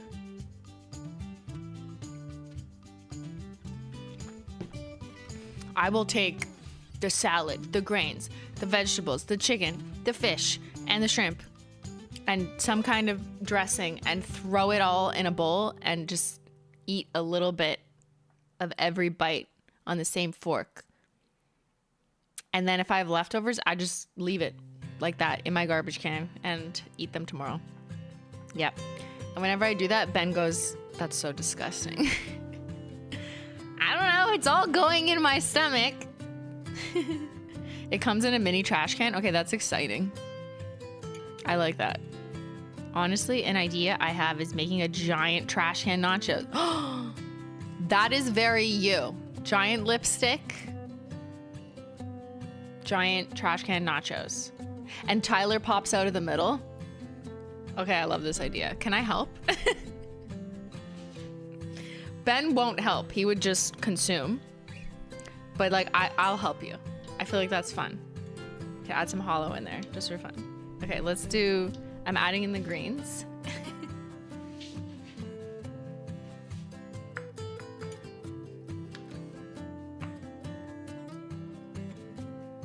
Squish. Squish.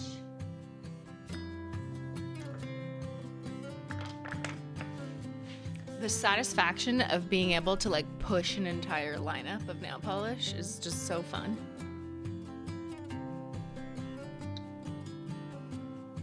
Now we have last one of the crèmes, touch grass. So here, I'll turn this way so you can see the green.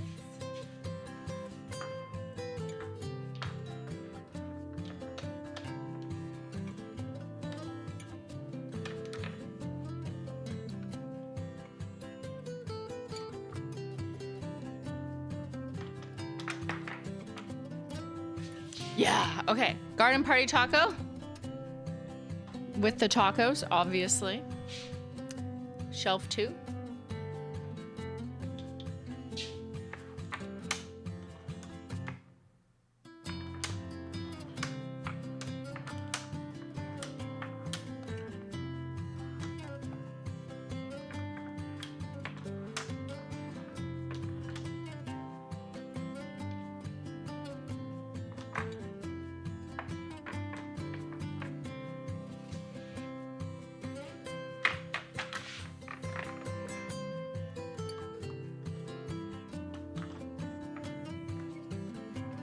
Okay, I'm gonna zoom in and show you.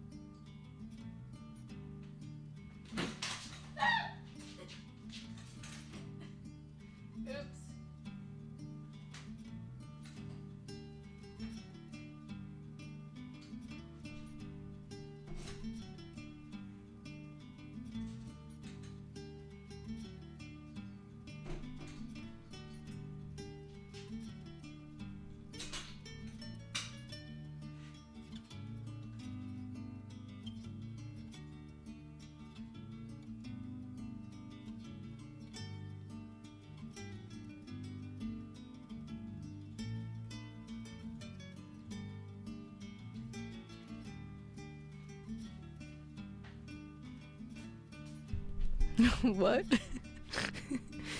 What happened? Oops, that wasn't very cozy. I tripped over the tripod. Whoop. Chat, don't fall.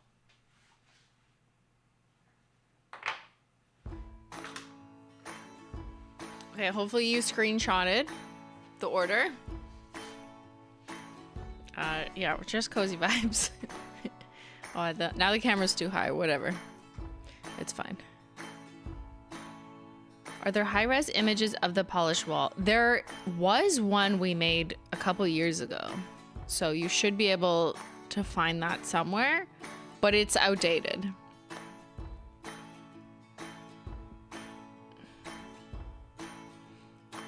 I would love to just sit in this room and look at all the polishes and touch each one and look at the names. So pretty, so simply, so calm.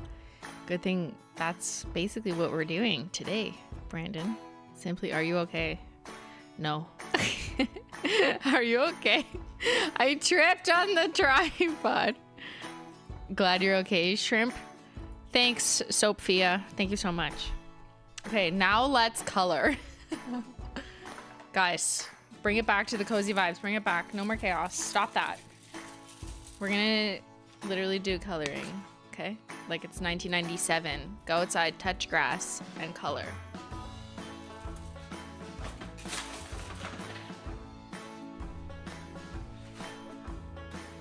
I gotta go take Tyler to get something to eat or he's gonna get mad. Go put him in a trash can and then feed him nachos. Tell him it's trash can nachos. See y'all later, bye. Okay, we'll talk soon. Ben will get on his homework. He promises.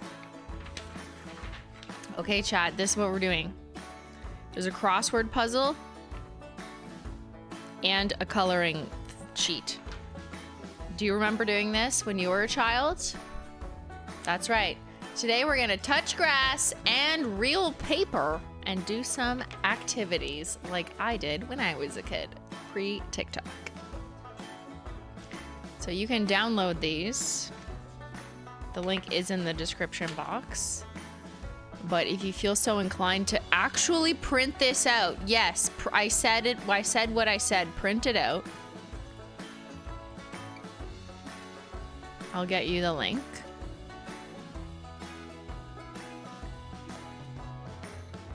Spoilers, I am going to solve this puzzle. I also contributed to it. So I know the answers. All right. The link is in the chat and in the description box if you're watching on VOD. Shout out to the VOD squad. But yeah, look what the team put together. So fun. It's a Holo Taco crossword puzzle. Can you solve the polish puzzle? And you have to print it out because it will look weird on your phone. And also this coloring sheet. We're gonna color it with crayons.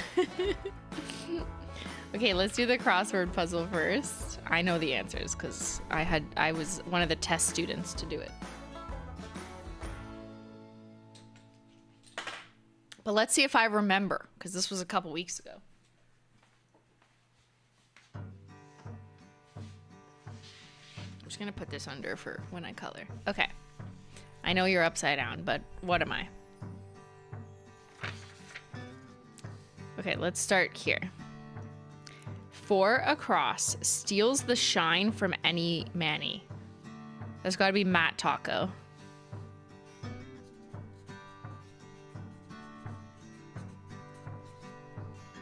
Full disclosure, like, I don't do crosswords in recent history anyways. Like, I used to when I was a kid and we got the weekend paper and I was bored, I would do the crosswords, but I haven't done crosswords in what feels like 10 years. Like, I don't know. I just don't do it. Doing a crossword with a marker, that's brave. Yeah, I'm a risk taker. What can I say? 6, be quiet while painting on this navy metallic polish. Well, be quiet makes me think of Silent Library, and this is long, so. Silent Library. The tricky part is you have to remember how to spell. There's no spell check.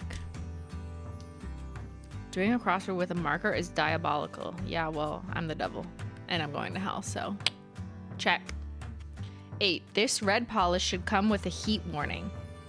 It's probably hot take because that would fit. Hot take. No take backs. Hands down, best nail care item to go. I mean, what else is there other than a nail oil pen? So that's 9. Nail oil pen. To be honest, like when the team first sent me this to review, I started doing it like in my head, just looking at the version on my computer. And then I was like, I literally can't do it. Like, why am I so dumb? Like, I can't do it like this. So I printed it out on my printer. Yes, I still have a printer. And I keep it for rare circumstances like this. And I did it without knowing what it was. And we just made a couple changes. But I had to actually do this exercise to make sure that it works, you know? Print it out and everything. 10. Our 5-star rated essential needed to seal in your mani. Glossy Taco.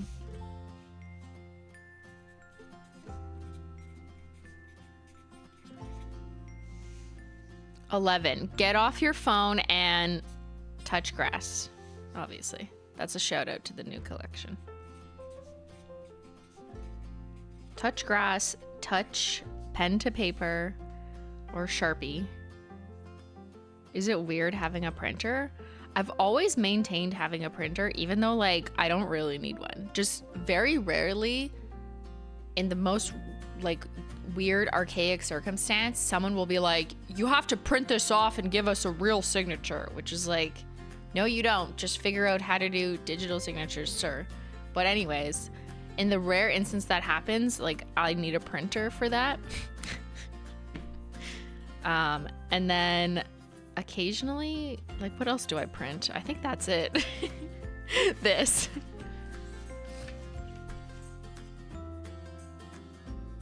So I do like having it, even though I definitely don't use my printer daily. I think it's good because sometimes there's like a medical record that I would need to print out and give to them because they like don't want me to email it for some reason.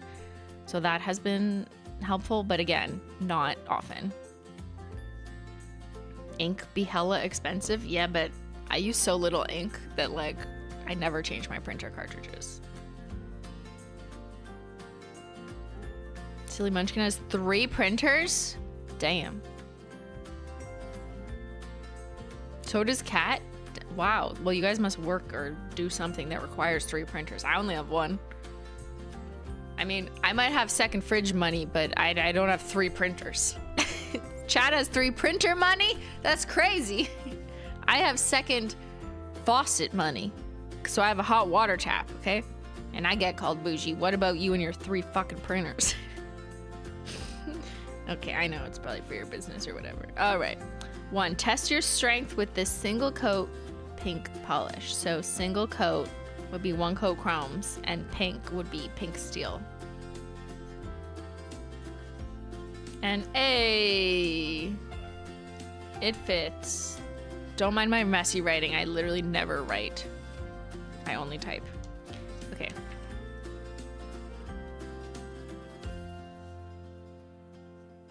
Oh, your label printer. How could I forget? I guess that's technically a printer. My brother is also a printer. I forgot. How could I? So I guess I do have 2 printers.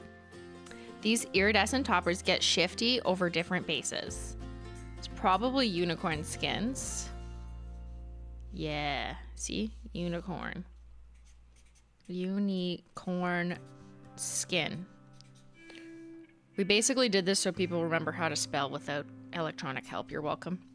3, when Simply sings too high pitch, she often hits this is a direct attack on my singing skills. Thank you, team. Toys number 3. This. So that's sour note. What do you mean I can't sing? No? I thought I was multi-talented. Never mind. Hey kid, you need to relax. 5.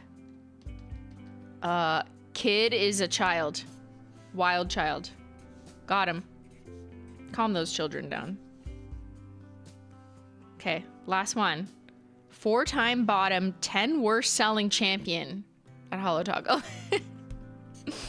One of the yellows. And we can already see it starts with L. It's Lemon Sucker. Almost forgot how to spell sucker. Thank God for this crossword. There you go. We win! What do we win? Peace, serenity, calm, cozy vibes. That's what we win. I spelled everything correctly. I'm proud. Sometimes I'm writing in my notebook. Like this. Just forget what's on here. Notes. Notes. But like I will use my notebook to just write down like things that I need to do immediately or things that I want to remember right in front of my face in my office. And I often just spell the word wrong because I'm writing so quick and I like, who cares? No one else is looking at it. And I never used to do that. Like I'll just forget the U or something. And like I know how to spell it, but I'm just so reliant on like Word correcting me. I just expect Word to fix it for me. Or like if I'm writing certain words like behavior or disaggregate or I don't know, other longer words, I just like lazily type it without writing all the vowels and just know it's gonna fix it for me. But then when I go to write the same thing in writing, I do it unintentionally and then I'm like, fuck, that's not how you spell it. Why? Because I'm so not trained in writing things out on paper anymore. It's literally making me dumb. Okay, let's color now.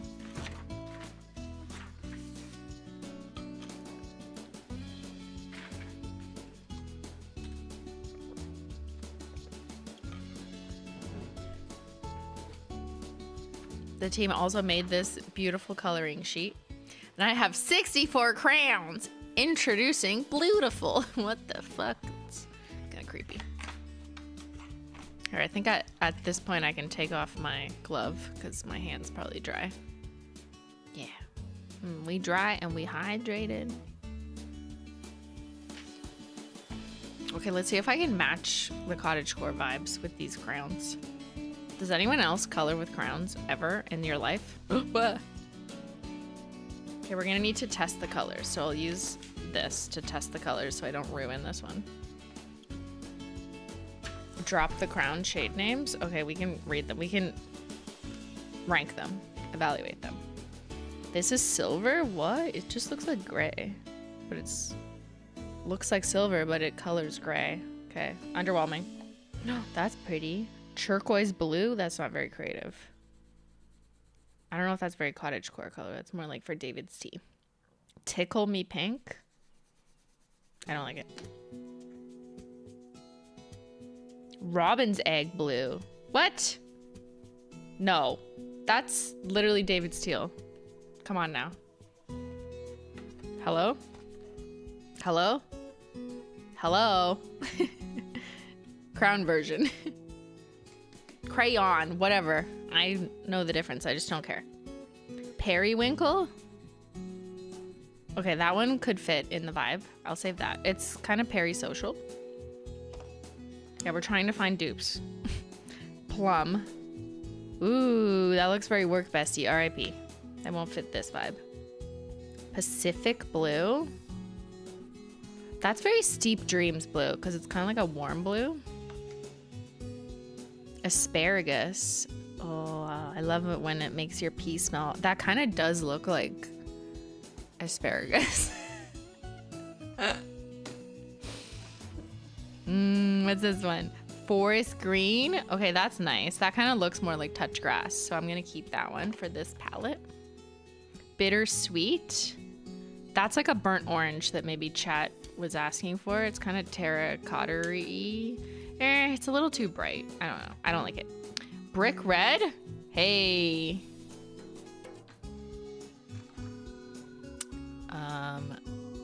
This one's called burnt orange. Okay.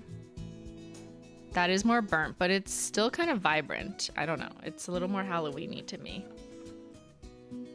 This is called Sea Green. Oh, that's pretty. It's a little too vibrant though. It's more like Seafoam Home. It's got a hint of neonness. This one's gold, allegedly. Like, does not really translate as gold at all. It just looks like mustard. Put it on my hot dog. This one's called Magenta. Ooh. It does remind me of like high tea hibiscus. Maybe slightly lighter. Lavender? What? This is called lavender. But it looks pink. Hello? What color is lavender? I always thought it was purple. That's not fucking lavender. Fucking crazy? I mean, it kind of works with the cottagecore colors, but this is not lavender, right? Am I crazy? What? Bro. Who named this? This one's called Wild Strawberry. Ooh. Okay, it's a little too punchy though for cottagecore. You know what? I'll keep it as an accent. I need to have accents. This one's called Granny Smith Apple. The apple's falling far from the tree. It's a little green screeny. Okay, you guys agree that's not lavender. This is sepia. Ooh, like inkwell. I'll keep the brown. I might need it for the forest. Or is this a better brown? No, that's more like a little pooier. Little yellowy poo. Like you had a lot of vitamin C or turmeric. This one's called Macaroni and Cheese. Shut up. It's called macaroni and cheese. What the fuck? It's a little too orange. My mac and cheese was like slightly more yellow than that.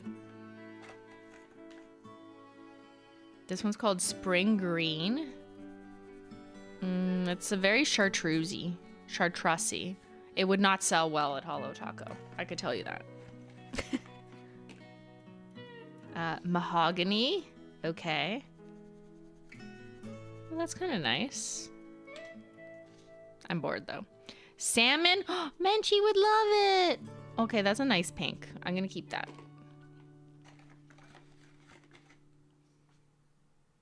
Golden Rod. Oh, worst seller. Would be the absolute worst seller.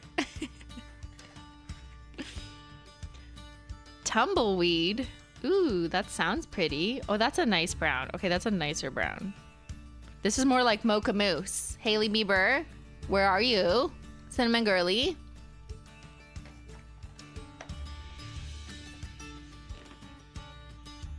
Mauvelous. Okay, someone's getting creative. We had macaroni and cheese and mauvelous. That's stunning. I love that. That's like kind of a muted purpley pink. It will fit with our cottagecore theme. This is cornflower. That could fit too. This is Purple Mountains Majesty. Excuse me, Holo Royalty, is this yours? Did you leave this at my house last weekend? That's the longest shade name I've ever seen on a crayon. But like, what? See how the color is so mismatched to the packaging? It always amazes me that they even bothered to like try and match the packaging to the color when there's so many. Like, what an operational fucking nightmare.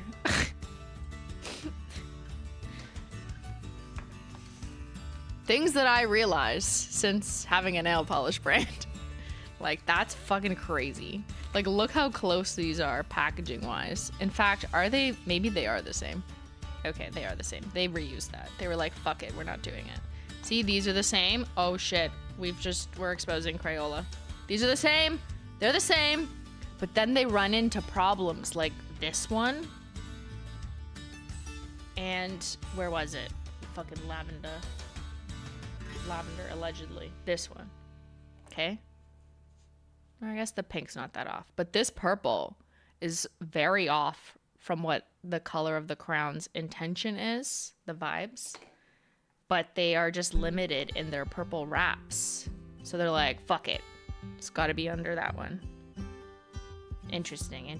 See, they could have just solved all of this and just not had different color packaging and somehow come up with like a, I don't know, black and white or something that was transparent even. The wrap is just the per color family. Yeah, but it's sometimes hard to define who's in what family. All right, anyways, let's move on.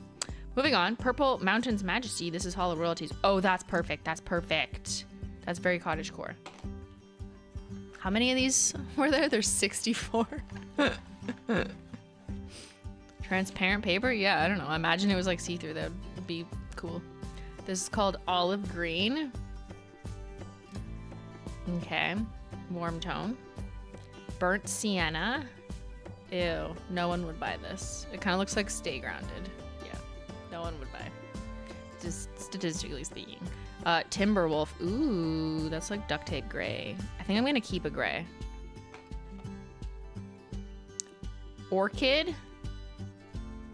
That's pretty for like accent flowers.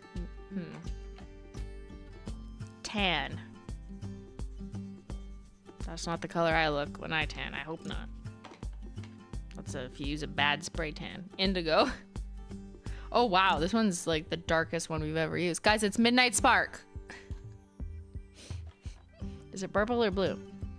It's indigo. This is called Green Yellow. How creative. But that would not sell well. No. Sky Blue. Oh, that's pretty. A little too cyan though. We're going more cool cornflower. This is white. What? I gotta color the black. That's kind of crazy. A white crown. She's a rare one. Red Violet. Oh, that's pretty. Okay, that's high tea hibiscus. That is definitely a dupe for high tea hibiscus. White is for blending. Ooh, an artiste. Okay, this one's called Peach. Rest in Peach. To last year's Pantone Color of the Year. This one's called Melon. Where's our mod? Melon Nail Art. That one's for you. Cerulean. Oh, that's pretty. I love like a bold cobalt-ish blue. Maybe in another collection. This is called Gray. How creative. Ooh, that's good though. That's like a good gray. I'm keeping it. Black! Yeah! A black crown. Put a Holo Taco on that. Scarlet. This looks so orange to be Scarlett Johansson. Actually, it colors... It is kind of like Hot Take. It's like a orangey red.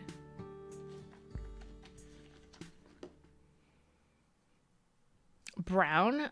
Creative name. Boring. Red Orange. Okay, how will this differ from Scarlet? Okay, it's more orange. Got it. Yellow Green. I swear we did a green yellow. Which one was that? It was like this one. Green yellow, yellow green. I'm gonna start naming shades like that. Purple blue, blue purple. Blurple and Plu. Yellow. Just yellow. Just yellow. Okay, that's the OG banana hacks. RIP. Carnation pink. Ooh, that's a flower. That's kind of like What Do You Pink? It's like a cool bubblegum pink.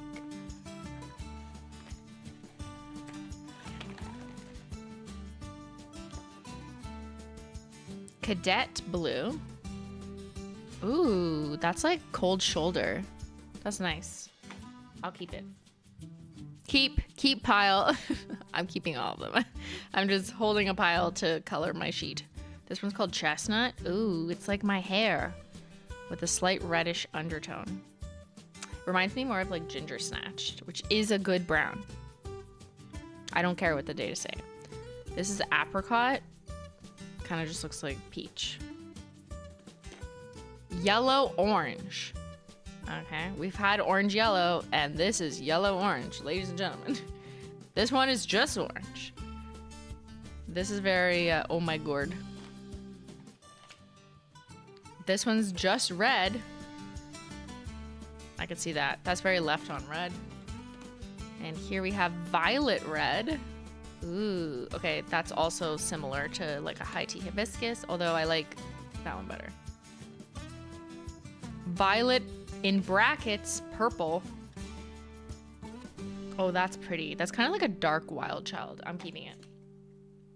This is blue violet. Oh, that's fucking beautiful. Another collection.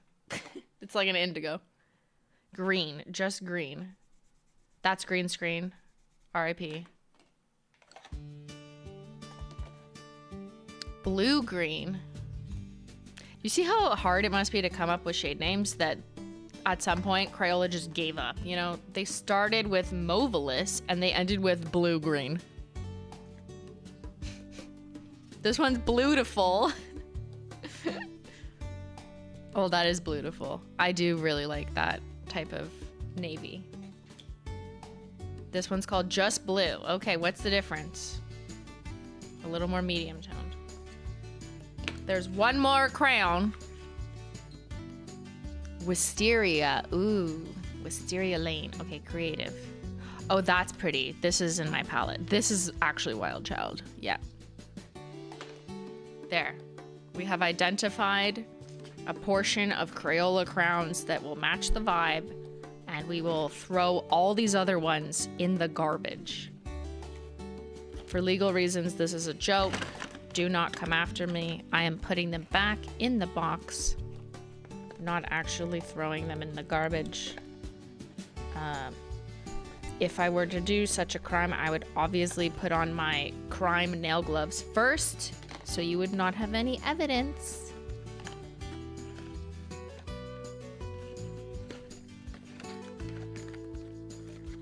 Uh-oh, they're not fitting back nicely. I haven't colored with crowns in like 27 years. It's so sad. Because this was so fun and I didn't even do the picture yet. I just did the colors. I was just testing, okay? I have to test all the colors. Hold on, I don't want to accidentally put it on my drawing. There's something really calming about coloring in with crowns or pencil crowns. I used to do pencil crowns most in high school, back when there was art class. Do they still do art class? Here, let's do a poll.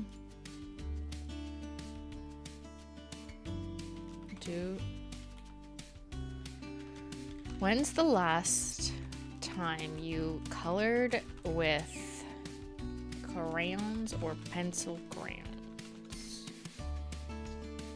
Or painted with paint, not nail polish. Like, I mean, artistic tools. I opened it up this week, this month, maybe this year, once. Wait, this is to maybe this year once. 10 years ago. 20 years ago? Okay, there. Do you mean color pencils? Yes. Coloring pencils? Coloring crowns? I don't fucking know. I work with preschoolers all the time. I would like to go back to preschool. I think I could learn a lot there. I retook Psych 101 when I was in like 4th year university. I retook a 1st year psych class and I learned literally so much more the second time around because I was paying attention and not drunk all the time. And just wanted to redo it so I had an A. But my point is, if I went back to preschool, I feel like I would learn so much. You know what I mean? Sometimes you just pay more attention the second time around. But I should do it. I would love to do some coloring classes with the preschool kids. Okay. Now we're going to color this in, and I will throw the link in the chat again. So if you would like to calm down, just get cozy and not get distracted from the TikToks, the Instagram reels, the Snapchats of the land, you know, X or whatever the fuck it's called. just print this out on your printer, ask your friend, go to your library, print this out. I just put the link and literally just color. Nothing will stop you. There is no other distractions here. No one is telling you that that's the wrong color or that the color 8 or whatever. Bring back preschool coloring classes. Yeah, but for adults.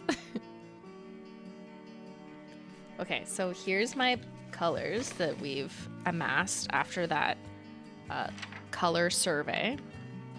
This is my palette. This is what I have to work with. Most of them fit in roughly the cottagecore vibe that I was looking for. But again, there's no rules here. No comments will judge me. Right? Let's see how often chat colors. When's the last time chat colored with pencil crayons, paints, not nail polish? 29% this week. Damn, I envy you.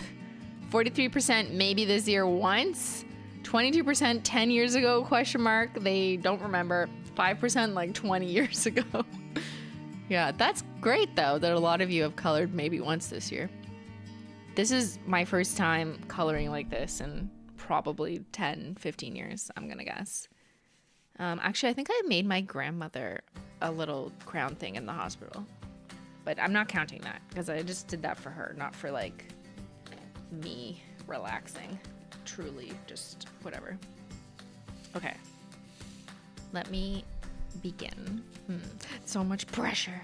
Okay, let's color in the colors. Wait, I want to find the picture. I need a reference picture.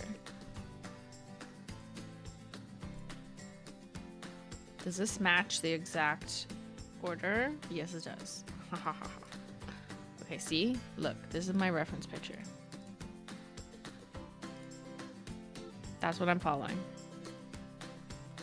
So we're gonna do the blue skipping stones. And it's not gonna be exactly, because I don't have, exactly. But here's what I like to do. First, I'm just finding the right blue for the border. Yeah, I'm gonna, here. This is how I like to color things. Not that yeah, because I did it 10 years ago. But I find the technique that I do is I take a darker version of the color, I do a border, and then I kind of gradient it in. I don't know why, I've always done that since I was a kid. I'm gonna lock the focus actually.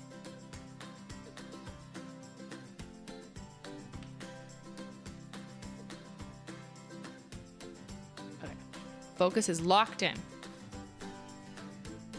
But I like taking the dark color, doing a border, and then gently fading it.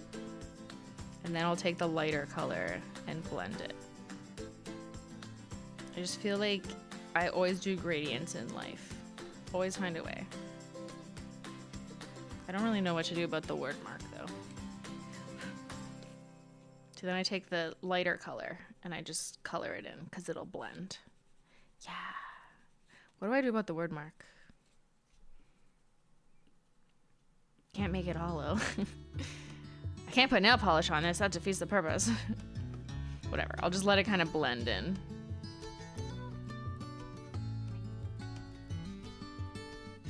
See? But see, this is the lighter color, so you can apply more pressure to like have it blend. And then it just looks like a gradient. Wow, I'm an artist! Sorry, no yelling. No yelling in class, okay? Now let's do the darker green. I actually didn't save a light green. Oops. I miscalculated and did not save all the greens.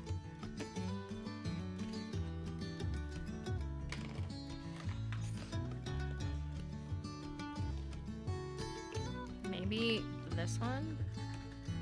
It's not dark enough. Why are there no good greens in this box? Like, okay, I guess I'm gonna have to use this, even though it's ugly green. The greens are ugly.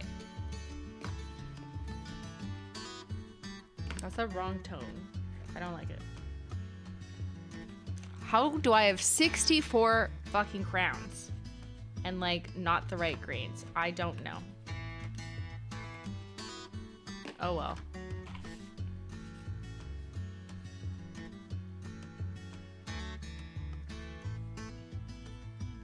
Should have bought the 127 pack or whatever it is. I don't know. This is so wholesome and relaxing. Uh-oh. Someone always says that before someone says something that takes me off trail. Whee! This is just me proving I'm an artist to you for 3 hours straight. Color the whole bottle the same color, then color over the glass in white. I could try that. Should we do it? Okay, let's do it. I'm going for it. Okay, let's see. This one I'm gonna blend with a different green because that green is too annoying. And we're gonna just do this. Tone it down a little bit, okay? Relax. I said relax. Okay, let's see. So what if I take the white?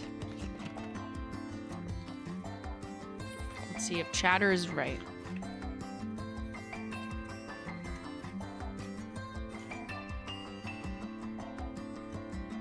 It's actually hard to do exactly, so it's kind of bleeding over the black. It doesn't translate that well, to be honest. Like, you can't really see the white. You know what would have been better? Like a silver pen.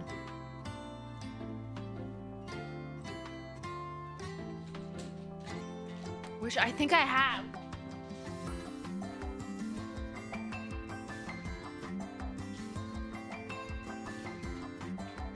Oh my god, is this cheating? Like, what if I just did this? Shh, don't tell me.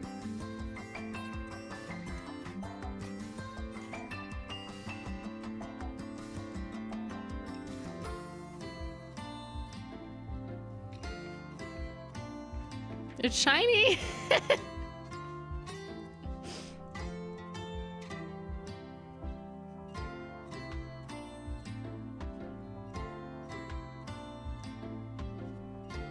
There.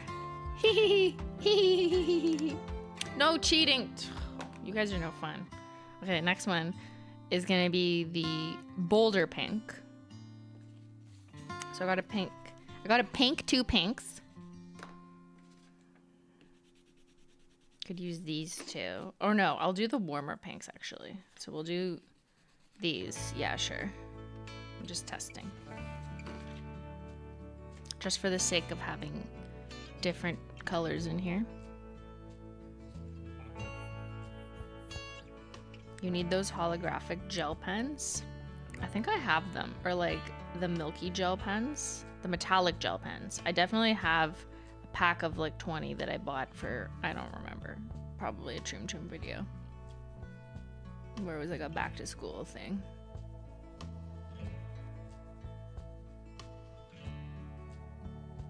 I just don't have a reason to like use them in real life, you know what I mean? Because adult life is just so boring compared to teenage writing notes in the early 2000s life, where I would get so excited bringing my pencil case to class and like write in different colors and write notes. But now you don't really even go to class. Now there literally isn't a physical class sometimes. And if there is, you just take your laptop and just type it out. Or maybe you don't even need to take notes because notes are provided to you by the teacher or professor electronically after the fact. So the joys of like needing a pencil case with different colors to like write your handwritten notes, because that was the only way you were gonna get information from the class, are just gone.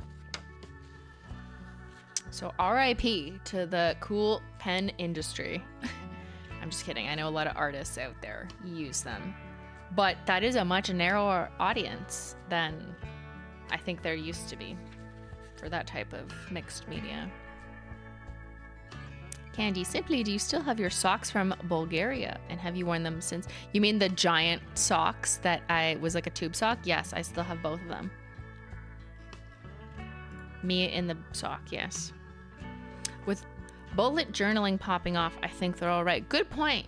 I have seen some like TikTok stuff on that. People doing bullet journaling, which is like, I think, a revival of nostalgic ways of writing things down. But I also think it's kind of being romanticized, and I don't know how many people are actually doing that daily and will continue and commit to do that. You know what I mean? Because it's kind of like, oh, this is a fun, cute, niche hobby. I'm so nostalgic. And then you just like stop doing it after 10 days. So I don't know if it's going to stick. It's more of like kind of like a micro trend.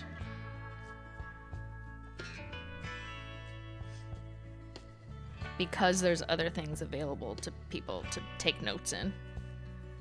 Now, if you've stuck with it, that's great. I love that for you. I just think, generally speaking, I don't see it working with the masses like it used to.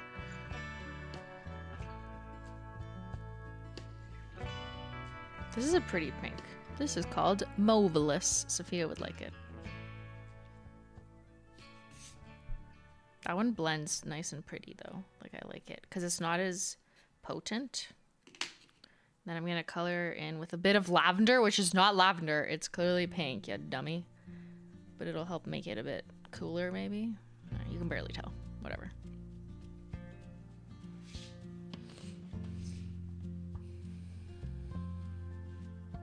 Girl, you've got bullet journalers and planners in your audience right now. Here, let's do a poll. What's the difference between a bullet journal and a journal? Does it mean you write in full sentences or bullets? Do you journal with by writing things down with your actual hand and not typing? And then I'm gonna do yes daily for at least a year. I don't want people to be like, yeah, I just started last week. No, like you are actually doing it. Yes, sometimes, not always. Consistent. Consists. There, you get the point. Or like, no. Used to, not anymore. Oh, or no. I mean, do you journal and write things down with like a pen to paper or crayon or whatever? Not like type it up in your Apple Notes. I do think these are different. What is bullet journaling? I think it's just like writing in bullet form. Like quick notes? I don't know.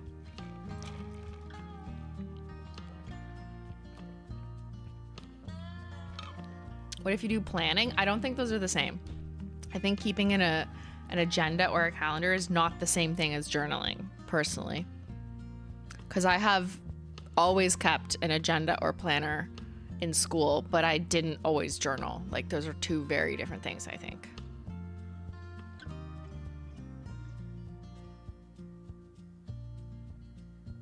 I think, on average, more people keep a calendar than they do a journal. But we could do a poll for that next. A bullet journal is a planner? What?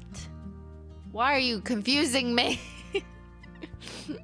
Why not just call it a planner then? Why do they call it a bullet journal? What? Why would they recycle the word journal if it's not a journal at all? I'm stressed. I gotta keep coloring. Okay, Wild Child purple. Let's do... that's pretty. That could blend so nicely into these, even though it's not really the right purple. Oh no, but it should be these ones. It should be this and oh. Yeah, this. Found it. Even though I like the indigo. I'm biased.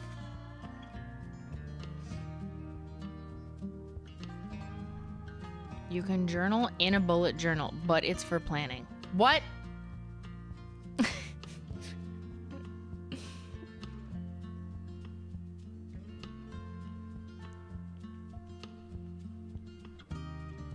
I never journal because I wouldn't want anyone to find it.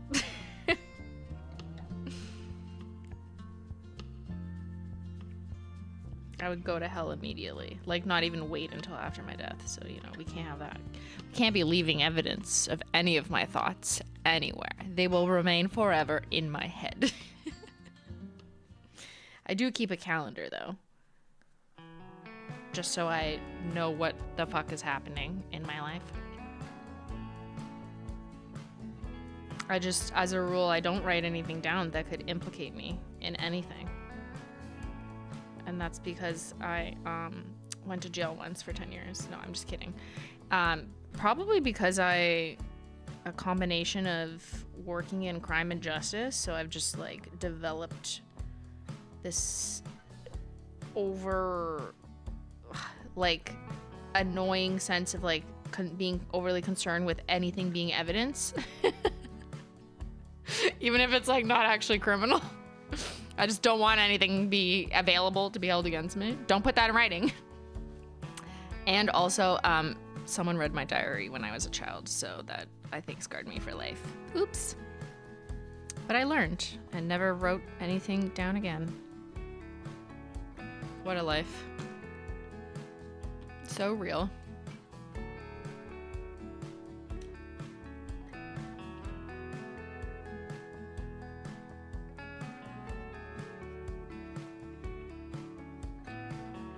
Forgot to fill this one in. Look how pretty this is. I'm gonna send this to the team and be like, guys, this is how I spent my weekend instead of swatching. Do you journal things? Okay, chat. Do you journal by writing things down with your actual hand and not typing? 33% said yes, but not consistently. That's what I suspected. Very few people do this daily for at least a year. 12%. Yeah. 14% used to, not anymore. 42% don't do it at all. Okay, there you go. See, most people do not consistently journal. What was the other question I was gonna ask? Do you use a calendar? Okay. It's hard to ask, do you use a calendar and a journal? I guess I could ask here. I'm trying to put in the same question. Do you use a calendar, agenda, planner only? Hold on. Do you use, I'm gonna make it journal, diary only,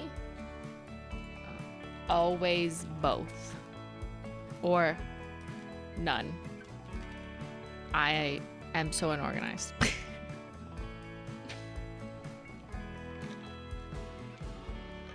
Does your phone calendar count? Yes. In this question, I am counting all forms of calendars.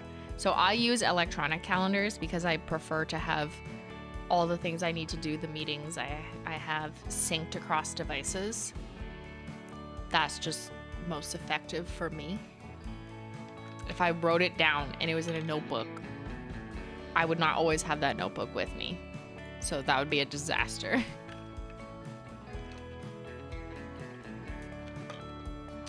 So yeah, I think a lot of people use calendars to like write down their appointments even, right?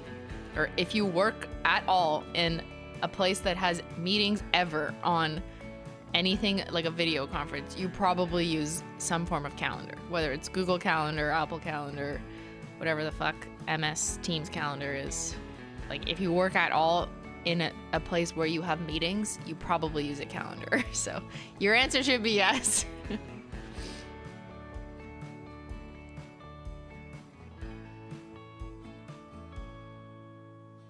Like you can't even schedule a meeting without a calendar. Okay, I'm gonna do another green. I need a lighter green, and that's the problem. These crowns are not giving me. They're not giving. Like I have to recycle the same green I just did. What? See, that's this one. I think I'm gonna have to do that. Yeah, that's too bad. But at least it'll be less green than that. That is just so not the vibe. Tell Crayola they need more like soft, pale mint, sagey greens.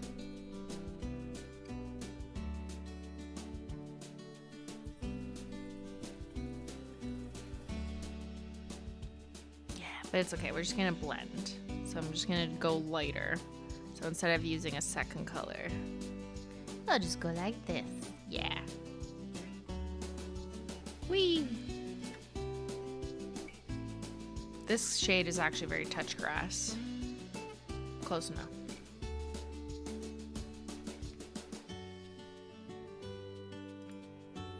All right, let's check on chat's behavioral patterns.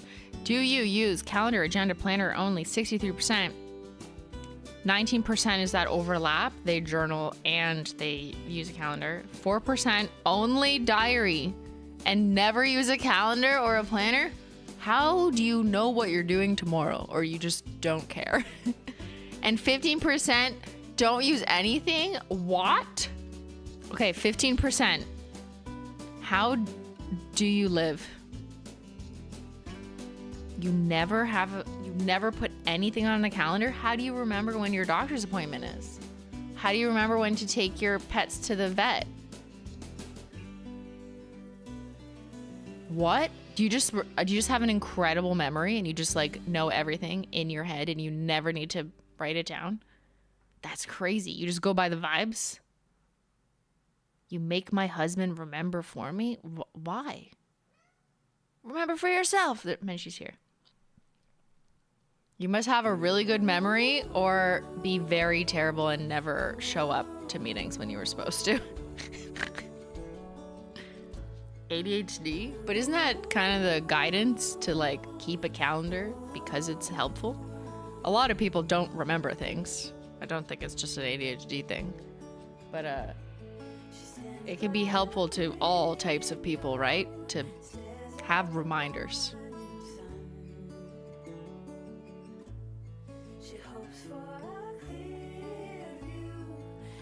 My calendar needs to be digital. Yeah, that's fine. That's fair. I keep mine digital too.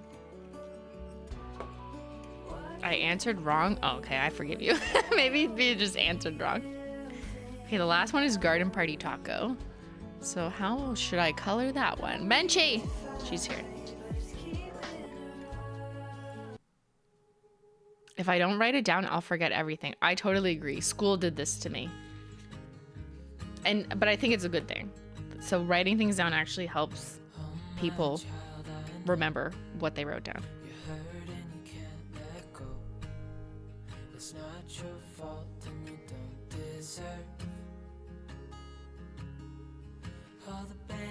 ADHD means always with the calendars? Yeah, I guess that was my question. Like, it's a tool, right? It's a tool that you can use to help you remember. It could be good whether or not you have that. Maybe Post-its? Yeah, that would count, I guess. But just a calendar is more an organized way of basically a Post-it method. Love this music? Me too.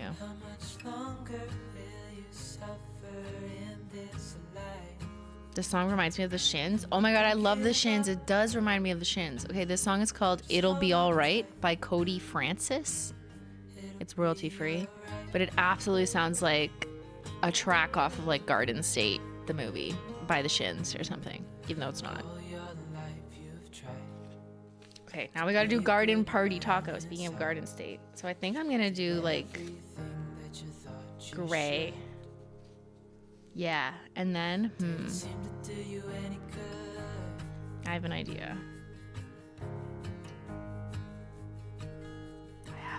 She has an idea.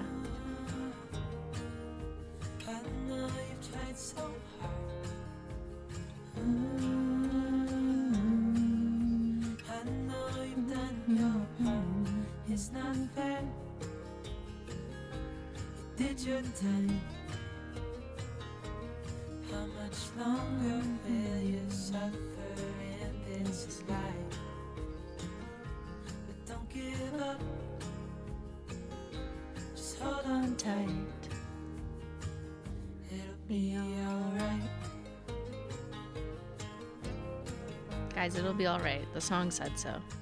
Just write it in your calendar. I know you tried so hard. I know you've done your part. It's not fair. You did your time. How much longer will you suffer in this life? But don't give up. This is the one exception I'm doing. It'll be alright. Shh. Punchy dance.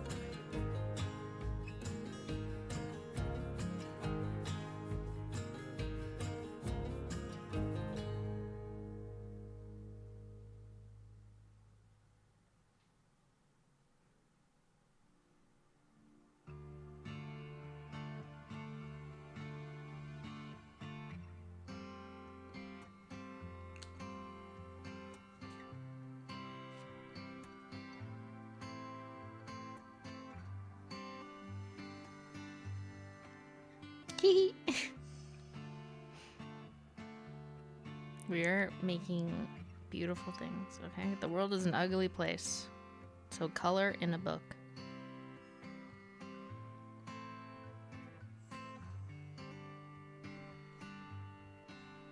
This comm was brought to you by Simplynailogical ?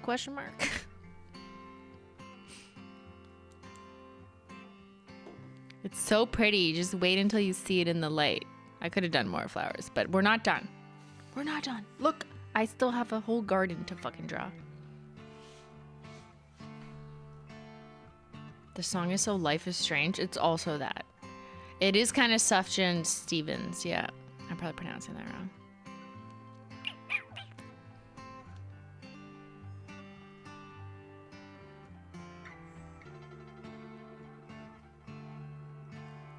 My post-it collection is a little extra. Yeah. I used to do the post-it method at work, where I'd always have like little codes for different like coding things to remember myself. To remind myself, I would like stick them at the bottom of my monitor. Just because it was easy to be like, or like the code for different provinces was like a number. So I would just write it on post-it notes.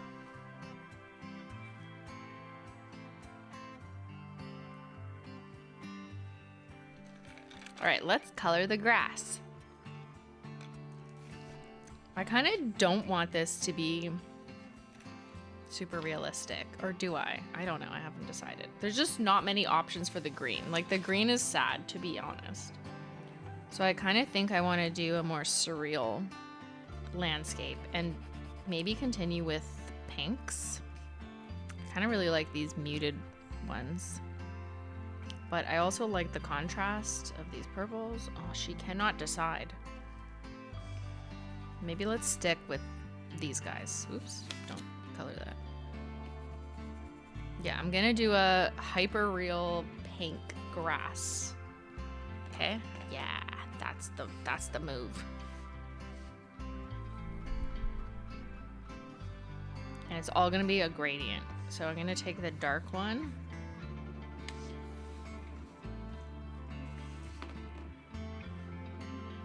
Take the darkest color and trace around. This is probably helpful to like exactly 2 people right now. But if you think you're bad at art or coloring and you need to be good at it for whatever reason, this does not apply in this year and age, then just outline all the lines in a coloring book and then gently color beyond it. It just kind of tricks the observing mind into thinking like there's some artistic skill, even though it's quite a simple technique. You just have to trace things.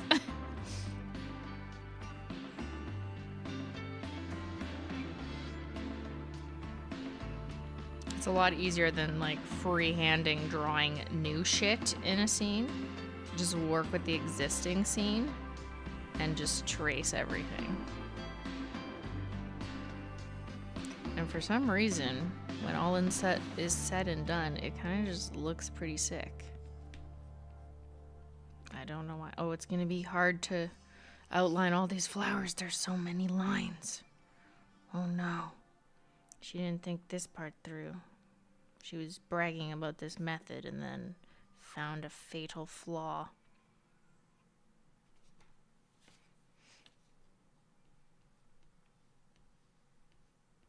Well, what are you guys doing this weekend? Other than coloring with Simply. Did anyone download this? I need to know. Because, like, no one replied to our Instagram story the other day. I was so sad. Literally so rude of all of you for having lives and not coloring with me. You're awaiting your coloring page? Are you waiting for it to get printed? Here. Everyone print this right now. I'm too lazy to get it off the printer. Vivian. Get your ass up and work. And color. I saw some posts, yeah. But like much fewer than, you know, anything else. People just don't want to touch grass anymore. How sad. So this collection was really just a commentary on social media and its pervasiveness and what it has stolen from us. It's stolen the authentic cozy vibes of pre-social media existence. And so the return to the cottagecore crèmes was actually like a return to a time before we were all so consumed and our minds just fired off things like social media, and we didn't do things like go to the printer anymore. I just want us to go back to the printer and coloring grounds. It was peri-social media, yes. Bring back printers. 2K25, yeah.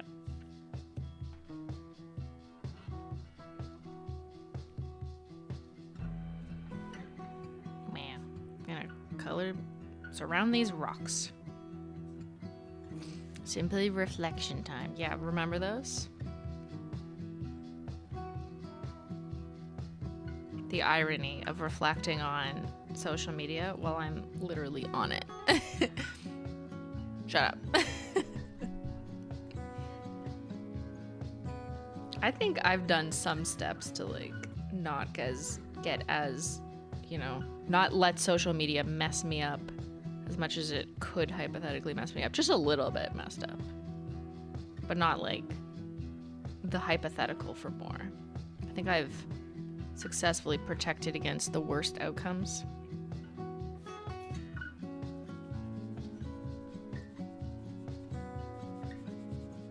But there's some things you can't protect against, so you just gotta work with them and do introspection sometimes and be like, yeah, I don't need to worry about this actually. It's okay.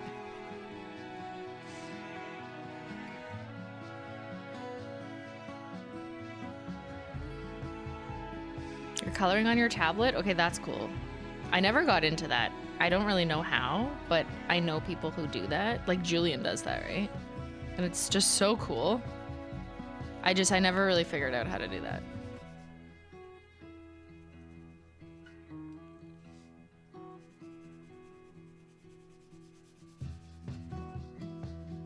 So see what I mean? If you just shade in, you just go lighter on the crown. You don't really need skill here. You just need to apply less pressure. It just like looks really good.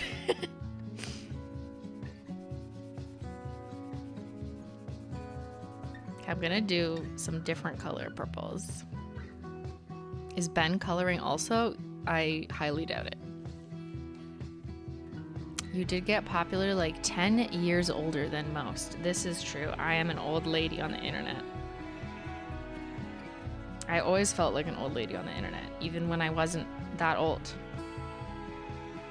because I was 26 when she shot to fame with hits such as 100 Layers of Nail Polish, Polish Mountain.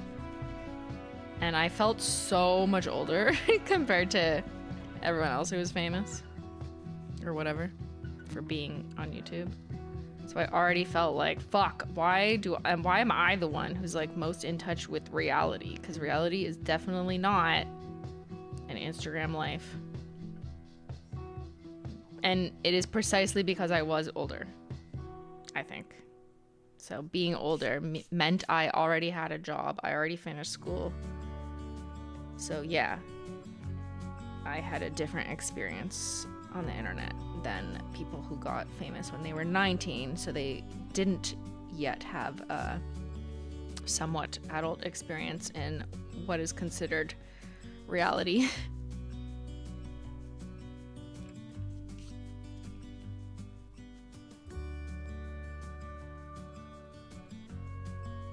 So I do feel like I'm kind of in the middle. Like I have a perspective that is half and half. I've lived many years as an online person. I've seen what the internet can do to me and other people. But I also have a good decade in the bank of adult enough life, but pre-social media, that I have enough experience, I think, to be able to reflect on being in a normal life situation and how being online is quite different and not real or not realistic, I guess, for your audience. So I don't forget, because I spent so long of my life as a normal person that I think it was good for me. It kept me grounded in a way. Stay grounded, y'all. Which is not easy to do. So like, I don't even blame 19-year-olds who get famous and then, you know, the saying goes, you're so out of touch or whatever. Well, yeah, what else could they be in touch with? That's all they know. They don't have a reference category. I have a reference category. I have a solid 10 years of reference that I can refer to. And as long as I don't forget about that and become an ignorant dingus, then I think I'll be okay. But the people who just don't have that reference category, like, what do you want them to do? You know?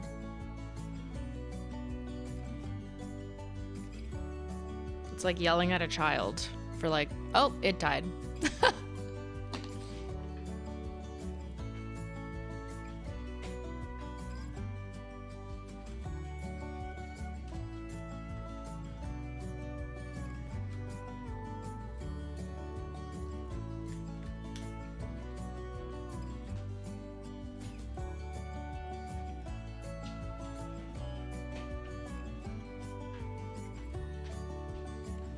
Sorry, you missed coloring that leaf. It was so important.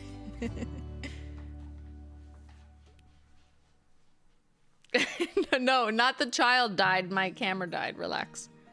What was I saying?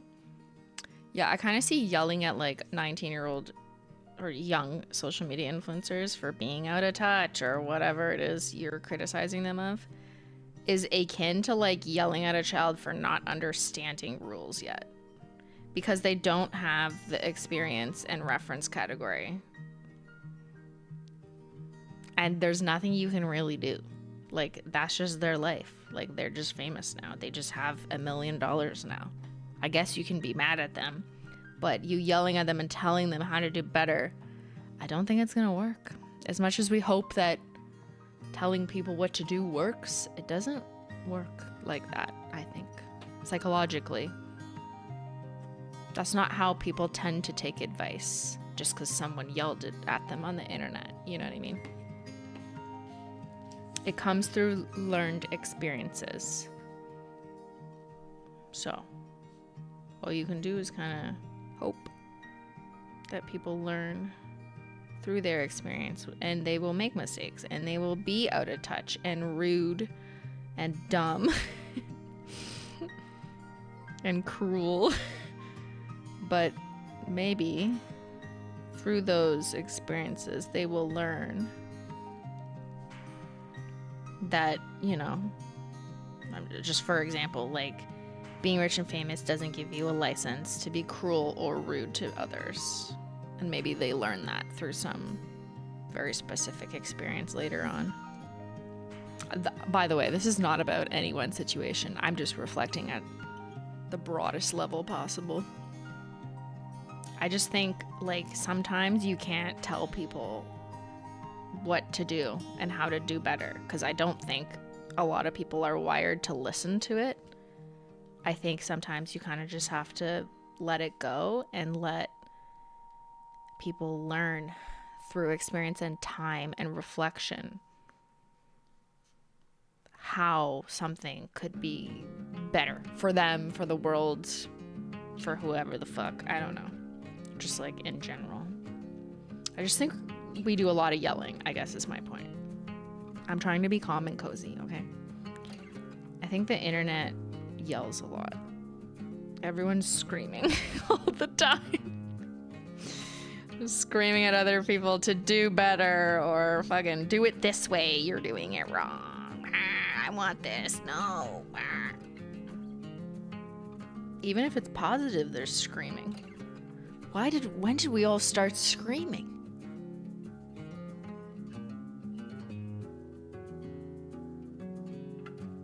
Midnight Spark is blue. See, you're yelling at me. I'm not gonna yell back. I'm gonna let you sit with that. Yell by yourself in your room. Reflect on your behavior. Consider the evidence. Go back to the pictures. And then maybe in like 6 months, maybe a year, you'll come back. Not in caps. And you'll just be like, you know what? I think Midnight Spark is fucking indigo all along. Holy shit. I just needed to see it for myself. Is this gentle parenting? I don't know. I'm not a parental. I guess if I was, I would be like this. I don't think I would yell at my kids. I'd be like, what the fuck is that gonna do? I mean, this is not helpful. This is not parenting advice, because like maybe you do need to get mad at kids for them to understand they did something wrong. I don't know. But when I'm thinking of like teenagers, like grown adults and teenagers, who I guess technically aren't grown adult, but whatever, close enough. Not babies, not toddlers. I just think the psychology doesn't really work with most people. You can't just like scream at them and then they behave. That doesn't really work. In fact, it does the opposite sometimes. If you yell at someone who's like 19, then they often want to rebel and do the opposite of what you're yelling at them to do, right? So my experience is not with toddlers, but with online commenters who are probably older than 10. You don't have to be mad at kids. Yeah, I don't know. I have no idea how you should parent a child. I'm just parenting the internet chatters. Been off work since Thursday afternoon. Shoulder pain is at 9 out of 10. Thank you for cozy stream and pretty polishes. Oh, I'm sorry. What, your shoulder pain? You just whisper at them? Who, the children? I only know pet parenting. This is true. And I know that screaming at Zyler will not do anything. You yell at your broken printer and it won't act right. Yeah, that doesn't work.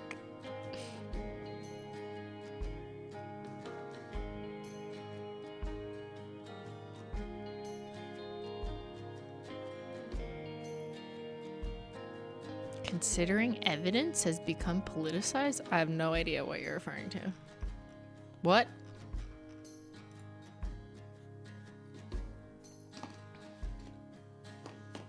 I'm just coloring a book. I mean, this is not a book, but it's pretty. We're kind of going for a hyper real, like, pink landscape. Wait, let me get this pink in. Yeah.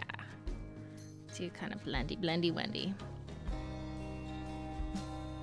This kind of looks like the set. Like the set was kind of pink with moss, but whatever, the background was pink. I just like flipping it a little bit.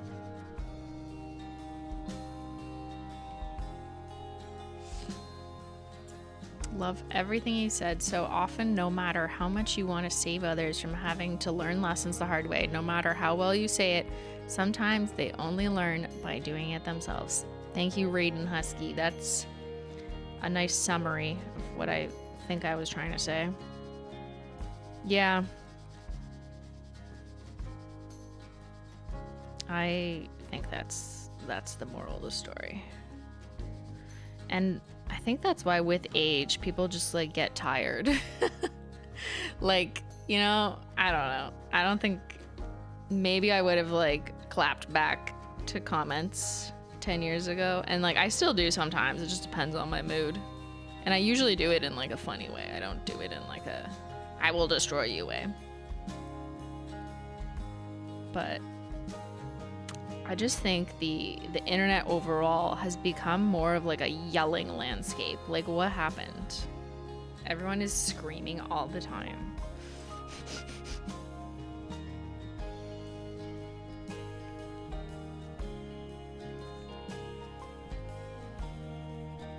Oh, this kind of blends nicely if you pull the dark color.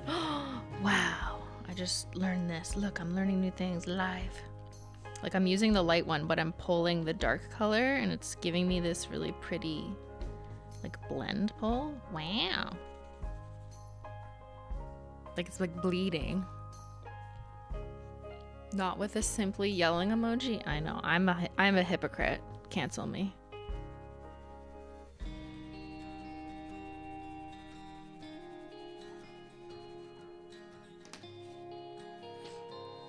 People care too much about the things that don't matter and don't care enough about the things that do.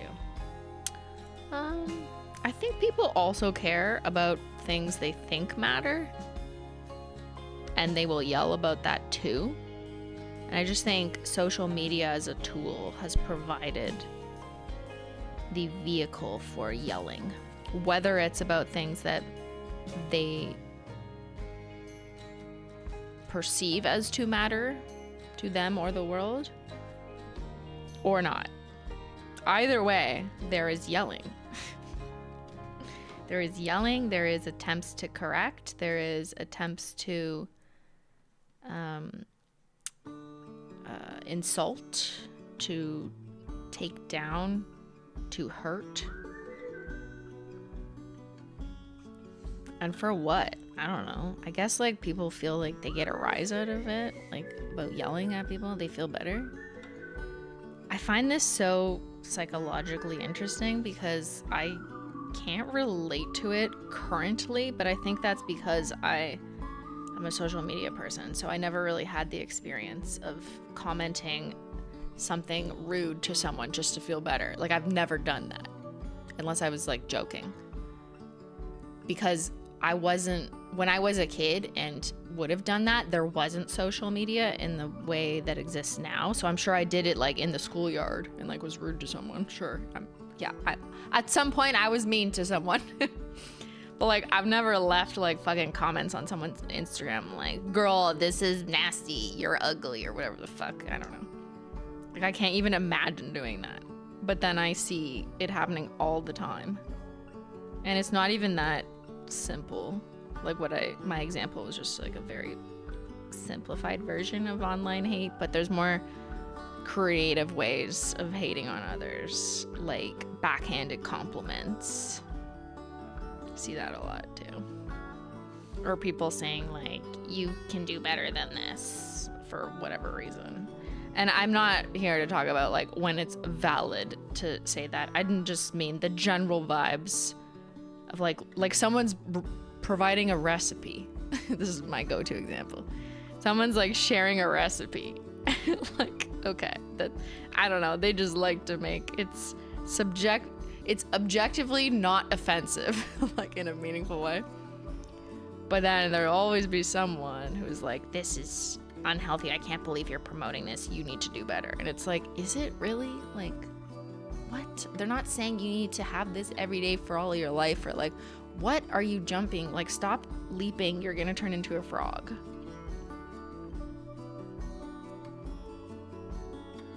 That's the issue. It's the reaching. I'm narrowing this down so I can submit my essay to my second year sociology teacher.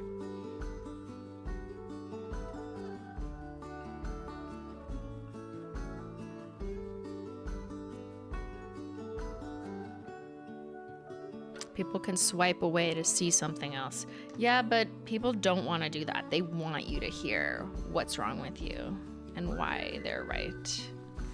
And that is what's interesting to me. Because while I understand, like, the human desire to want to feel like you're in the right, what I don't understand is why you would do that and also bring someone else down. Because there's a difference between silently judging something.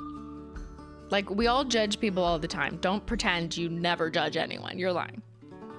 Right? Like, I don't know, if I see someone on the street and I'm like, what the fuck are they wearing? I will think it in my head. But if someone's like wearing something that looks really ugly on them on social media, I am not writing, you look fucking ugly in that outfit. I'm not saying that to them. That is ridiculous. There's a difference between thinking something and saying it. And I guess people just don't treat social media like it has the same weight as saying it in real life. But I bet you if you put them in a real life situation, they wouldn't say it out loud. Maybe. And that goes to anonymity of being behind the screen, which is not good for humanity, I think. Because it gave people a protective layer, a perceived protective layer to be shielded from the shame of participating in, like, hating on other people. And I just wish we could all do better. Do better. Than relying on, you know, some invisible shield. Because you're still an asshole. You are still an asshole. But you are somewhat protected from being told you are one, because you're just perceive yourself to be an invisible commenter anyways. The first thought that comes to your mind is how you were raised, and what comes after that is you. That's interesting. I do feel like one's socialization absolutely plays a role in your behavior. Which is why when I was saying earlier, like, if you're a 19-year-old famous millionaire and you became famous so young, then yeah, you don't have a reference category. This just is your life. So maybe you're kind of gonna be more of an asshole who's out of touch because you never knew what it was like to be in touch. So I'm willing to be a little bit forgiving based on your circumstance and know that over time you might adjust your behavior. I do give grace for that. So yeah, if you were raised poorly, but like, are people being raised to comment shit on the internet? Is that what you mean? Because parents need to do better then. Parents, stop throwing iPads at your children and letting them be without any restriction. I don't know. I'm not a parent. I don't know what I would fucking do. It's just easier to not have kids.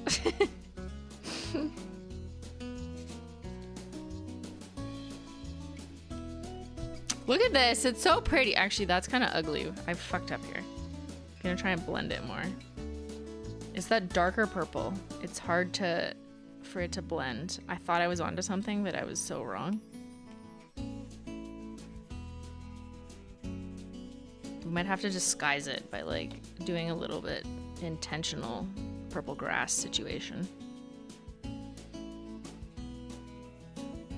It looks textury. Yeah, I'm gonna intentionally make it darker. I don't know, okay? Whatever, don't judge me. Hate on me. Okay, let's color in some rocks. Oh, I gotta read chat. I know there's so many good stories being told. Whoever has to make this stream into reels and shorts is gonna have such a hard time. I won't put this part in it. It's just so confusing. Parents are tired and adulting is hard. Yeah. Like, I wonder if there are some mean online people who act the same in online. Oh, it's much smaller. I mean, people are assholes in real life too, but I think it's much less likely. I'm sure there are a few people who would say whatever to whomever, no matter what. Yeah. Also, it takes time to shed parental figures' opinions. I was a completely different person 15 years ago. Yeah. I think a lot of people are very different from when they were a teenager. I was. Parents can't always be blamed, though. Parents are not the only influence. That's true. It is up to the individual what lessons they choose to accept or reject. That's also true. Lots of things are true at once. You don't want to give forgiveness, just understanding. Forgiving bad behavior will just enable them. Yeah, I agree. I think it just gives me context, is what I meant. Kids with judgmental, hateful parents can easily become judgmental, hateful adults. Yep, that's the cycle. I think maybe they just aren't monitoring what their kids do online, so they aren't correcting that behavior. Yeah. And that is just kind of your responsibility, which is harder to do. I get it, with like social media being just everywhere all the time, all at once. But like, I don't know, that's part of the job, I think. To be a parente, your job is harder than it was in 1988 when I was born.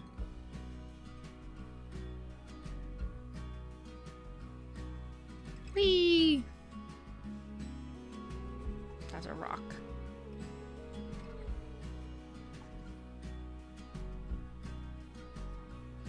This one just, it's so small, it looks like a little egg.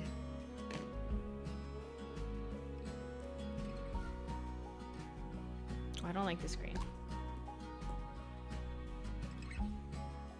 But sometimes it's totally the parents. Okay, we're arguing now if it's the parents' fault. I think everyone just has a different experience. Like, it depends. I don't think I'm a product of my parents at all. Like, honestly, I'm like the opposite of them from a behavioral perspective. But maybe that is kind of the point too, that some people perpetuate the behaviors taught to them by their parents, and then other times you learn what you don't want to do and you literally do the opposite.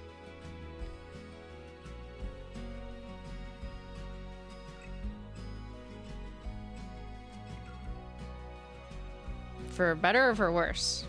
Like, it doesn't mean one way is better, one way is worse. It depends on the context. Like, I know that I don't want to give more personal examples, but like a tangible example that some people might, as a millennial, this is an example that people always used to say. Like, if both your parents went to college or university, like, then you were smart enough to, according to biology, apparently. Like, well, both your parents went to university, so you should. You know what I mean? That was the millennial line of thinking. Neither of my parents finished higher education, like university level. So for me, it was like, oh my God, if you do it, then you can prove that there is intelligence in your family. Like, what? Mind you, my grandfather was a doctor, so that's different.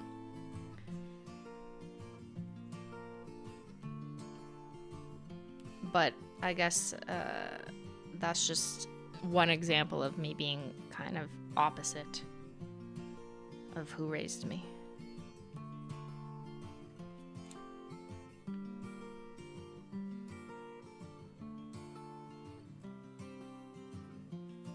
Isn't it more of a financial ability explanation? It can be. That wasn't the case in my family. You could also say it's generational. Like, older generations maybe less likely pressure to go to higher education. Maybe. But it wasn't a impossibility financially. It was more of just like, I don't know, skill, desire, the times.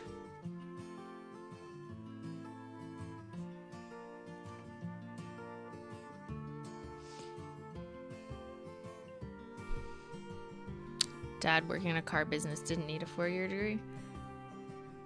Yeah, but he wasn't working in the car business then.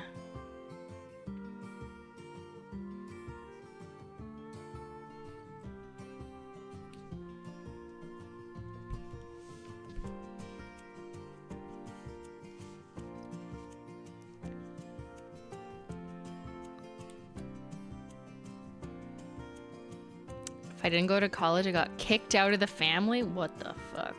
I mean, I hear you. Not that I would have been, like, kicked out of the family. That's dramatic. But, like, yeah. I feel like a lot of millennials relate to, like, you go home for Thanksgiving and they're like, you better be fucking staying in university or else. But for, like, I had a lot of friends in high school whose parents were literally lawyers, doctors, or whatever fancy, insert fancy, requires higher education position here. So they absolutely had to fucking go to university. Like, now I didn't have that pressure because neither of my parents could say anything on that fact. So it was a bit different. I wasn't like, you have to because we did. Because if anything, I'd be like, you guys didn't fucking do it, so shut up, I can do what I want. But however, at the same time, I was growing up in the millennial era of everyone must go to university. At least this was the Canadian experience. So that is how I felt at the time. But honestly, I'm not mad because it worked out for me, so I don't mind.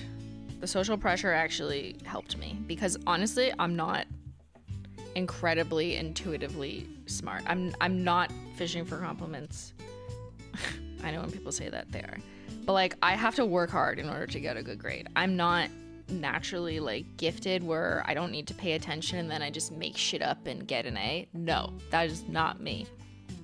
I studied, I retook classes, I was extremely attentive. I did extra classes than I needed to get good grades. To be smart, I had to work. So I was not just naturally smart without doing anything.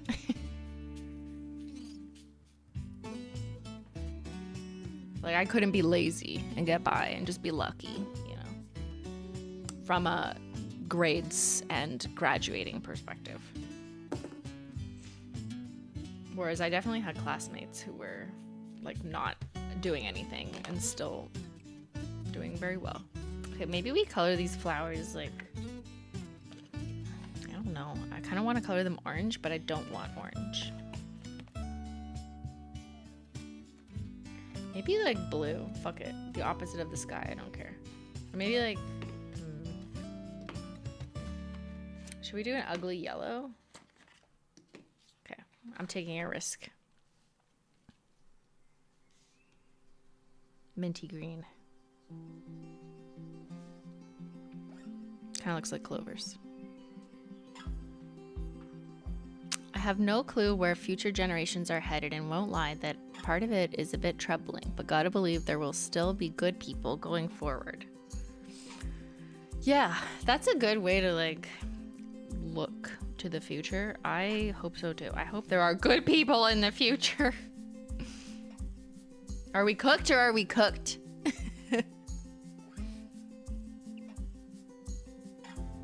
Yeah, we have to have hope. You can't just give up. I know giving up is funny. Like, everyone makes jokes about, like, we're fucked. Let the asteroid hit Earth. But, yeah, and that's funny. You gotta have a sense of humor. You gotta have some fun before you die. I fully agree with that. But I still think people can figure it out. And there will be some good in the world.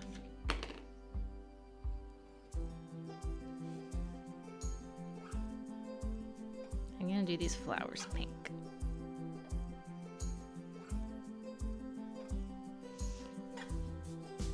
Realistic optimism, chat.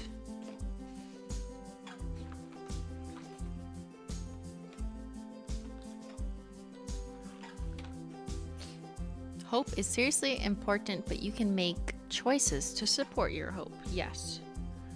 Yes, you can. You can always still choose to do things differently than the people before you, or the same if you thought that it worked out well. there's always some kind of reference category, usually, to your life that you can learn from. Even if it's yourself and the last preceding year of your life, and you liked or didn't like how things went with family, friends, work, whatever, you can learn from your own life as a reference category if you don't have, you know, something around you, a sibling, someone else that you can learn from.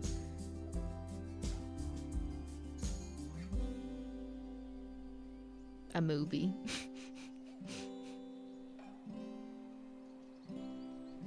Look at that pretty flower. Okay, this, I don't know what this is supposed to be. Part of the flower, it's pink now.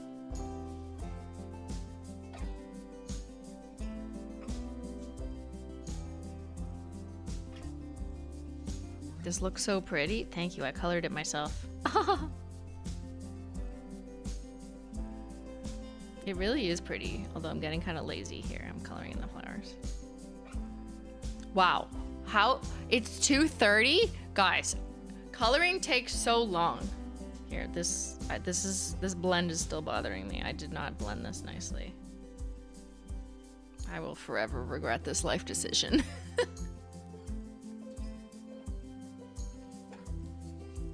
Can we download it? Yes, here, I'll post another link. It's also in the description box. Okay, let's do the next rolling hill.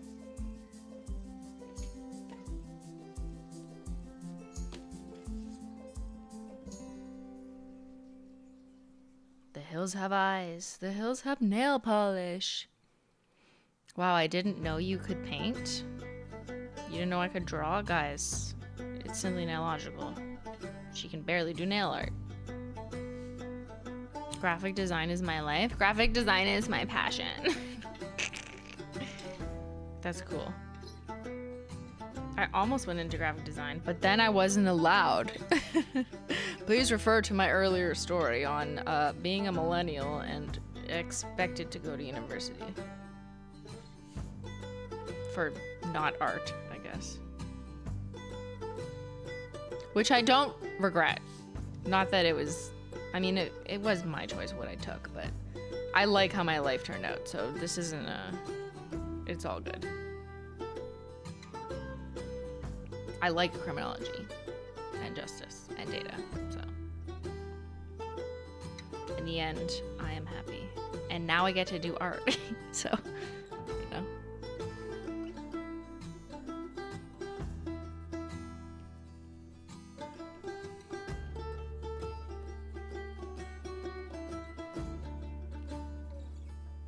Sometimes you learn things from things you don't think you want to do. I could put it that way. Sometimes if you feel like you're forced to do something, whether it's like take a class you don't like or whatever, I wouldn't look at all of that as like net negative. I think there's so much you can learn from things you didn't think you wanted to do. And then you're like, oh, huh. I learned I actually like this ? Or I learned I didn't like it and now I know why. And you can use that in your future to help you make other subsequent life decisions.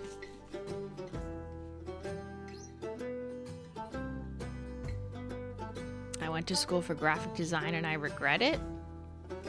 That sucks.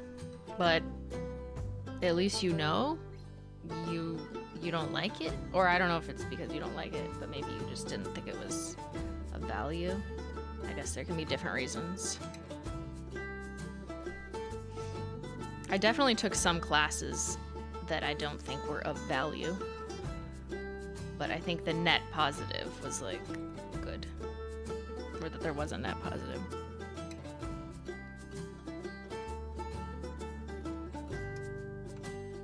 I knew I didn't want to do anything in the medical field since my first health class in middle school. Yeah. And like, you kind of have to do things you don't like to know you don't like them, right? To some extent. That rule doesn't always apply, but I went to school for graphic design and had a good time. My parents even pushed me in that direction. That's great. That's cool. There's no shortage of graphic design needs out there, especially with growing digital avenues.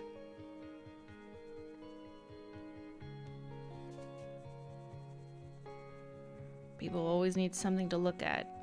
Like this coloring thing was made by one of our graphic designers.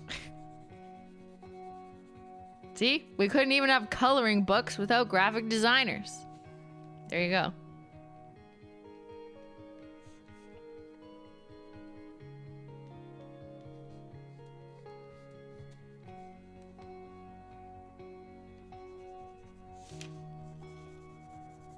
Wow.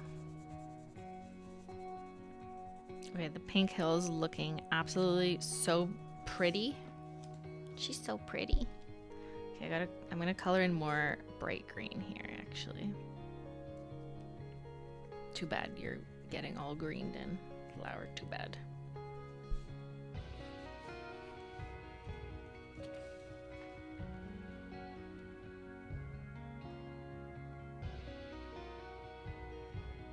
I did graphic design, loved it. Then I went into my degree and hated it. And I had a terrible experience in general, so I changed paths. Yeah. I think there's a statistic out there. I can't remember if this was like a Canadian one, but it went something like the average like university student changes their major 3 to 4 times or something. Or was it 7 times? I can't remember. But like it's so normal to change your mind. And it's also so normal to change your job over time. Whether that means just the position or like the entire career. It's probably rare to find someone whose entire life was like in the same job, right? That's the rare one. So it's so normal to decide you want to change, to be curious about one.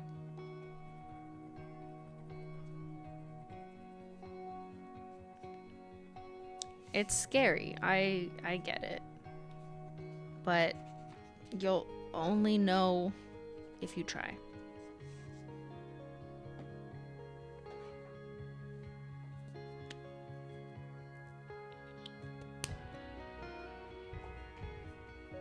I have a psychology degree and I work in waste management. That's pretty sick.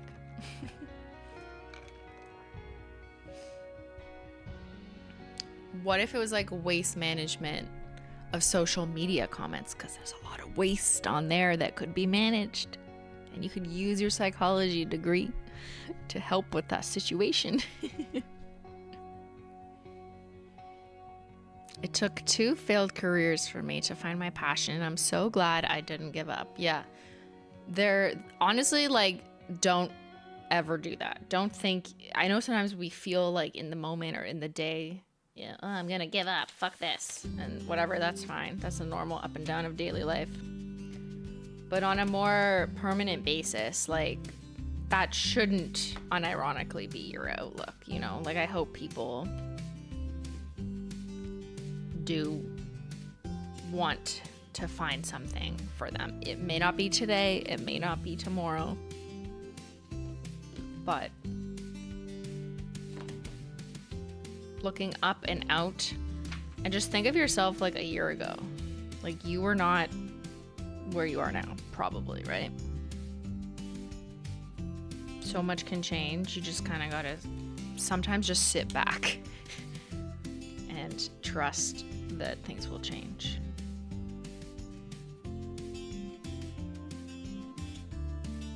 Maybe that means like letting go of some grudge you're holding on to, or anger, or bad relationship or situation or whatever. Or just like being more confident, more hopeful, and not as doomsday. That's something I've definitely noticed on social media, and I don't know if it's just social media doing its like meme thing, because we all think it's funny to like shit on ourselves and our self-worth. Ha ha ha. Ha ha ha, I'm so ugly. Like, it's the memification of self-destructive behavior, I guess. I totally get it's a coping mechanism and it is humorous. I agree to some extent. But also, like, you can't overdo it. and now it's not funny anymore. And now it's just actually like making people be mean to themselves. So I don't love that part of it. I think there's a cap on jokes. There's a literal cap on how mean you can be to yourself. I'll allow a little bit of it because it's funny to laugh at. I have a sense of humor too. I want to have fun too. But I think you gotta kind of recognize where that cap is on how much you can insult yourself without actually believing it and letting it hinder your future. So I hope that maybe that's a helpful Simply note. Hate on yourself for jokes, but you've reached your limit when you believe it all.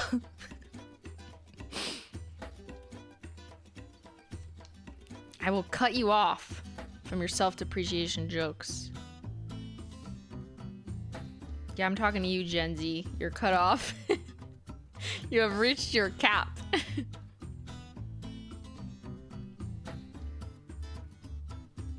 I think I was, yeah, I must have been streaming. I can't remember even what the comment was.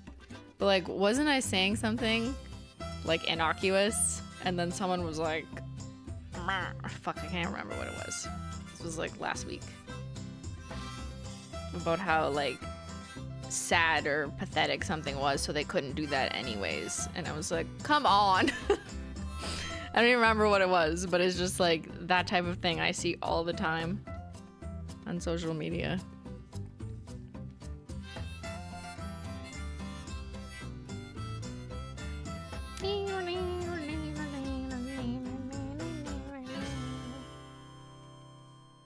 These are my favorite type of live streams. Coloring?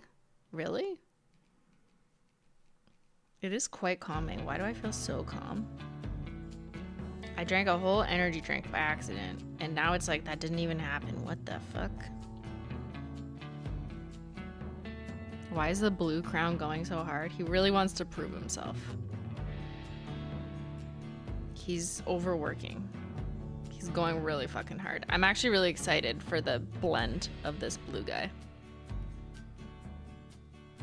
He's got a good future ahead of him. Look at him. So confident. We love a confident blue crown. She's pigmented. Where's Manny MUA? I'm late to the party. I was doing homework. Where do I acquire this page? From this link.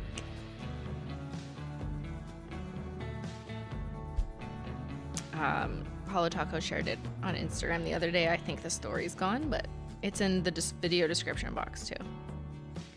There's a crossword and a coloring page. We already did the crossword. I won. Thank you very much. And now we are coloring. And I'm also winning, I think, at this. Guys, be confident in your skills, okay? Even though it's been like 15 years since I've fully colored in something like this.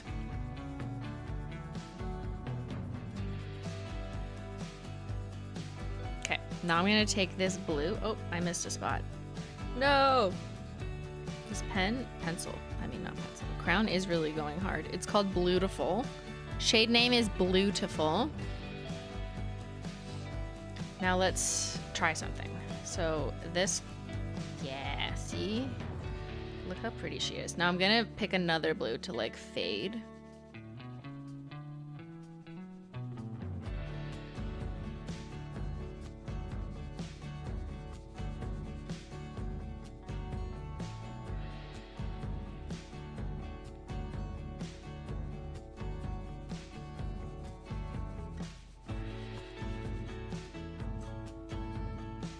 That's a sky, bitch.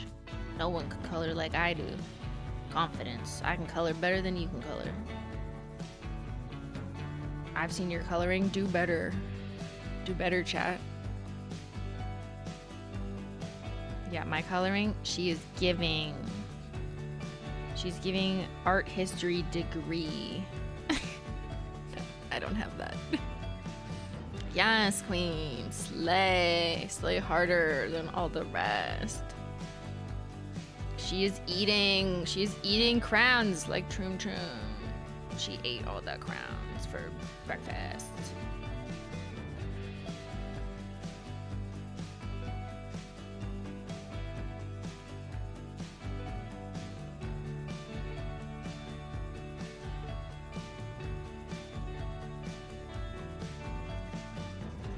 It's the side angle.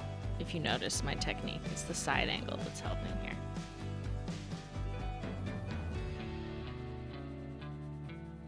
The way you say crown is wild. I know. Cancel me. Things I was not taught properly as a child added to the list.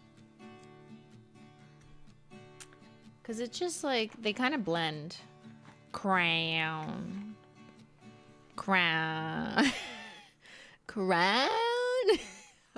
I know it's crayon, but like, I don't know. I just never said it that way in my head. So I'll do what I want. Don't forget the leaves in the sky. Oh, we have not forgotten the leaves in the sky, ma'am. We're gonna do them in this minty color. But see, I'm gonna kind of pull from the blue, so they're blendy, blendy, wendy.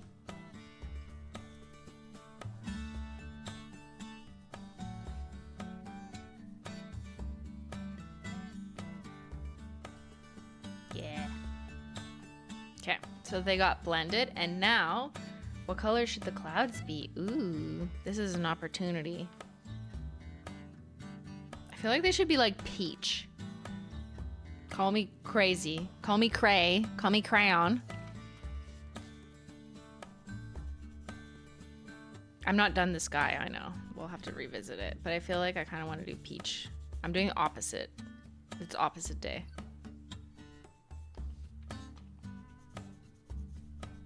Rest in peach. Up in the clouds.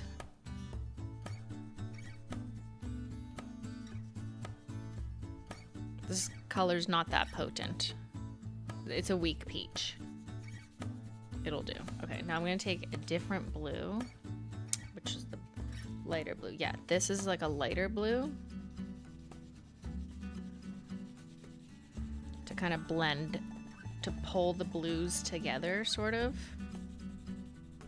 It also helps fill in some like white space, but I kind of like the like crayon look, you know, to make it like vintage. This is a vintage coloring book because the person who colored it is literally vintage. I am a 36-year-old lady and this picture is by me, therefore it is vintage.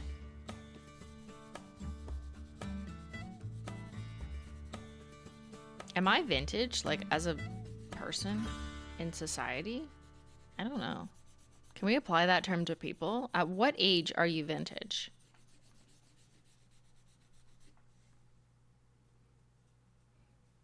What are some vintage slangs? Honestly, my go-to is just thinking of things that Ben says. Like, oh, when a waiter comes to fill up his water at a restaurant, he'll go, oh no, that's enough. I'm gonna float away. I always make fun of him. Because it's like, what the fuck is this saying? I don't know, man. Never heard a person younger than 60 say that.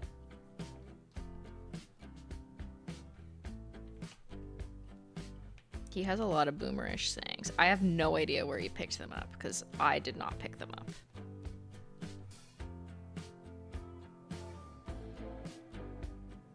Ben is my vintage reference category. Yes, exactly. He communicates in vintage speak sometimes.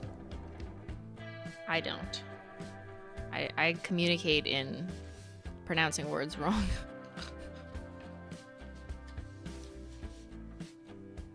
Google says vintage is things that are at least 20 years old. Hey, that's me. But less than 100. Also me. Okay, guys, officially, I'm vintage.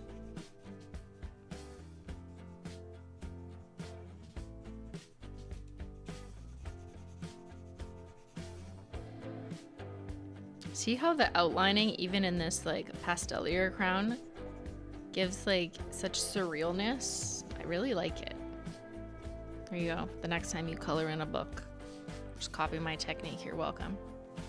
It's got like crown dusties on it, but All right. Look at that. Should I sign it?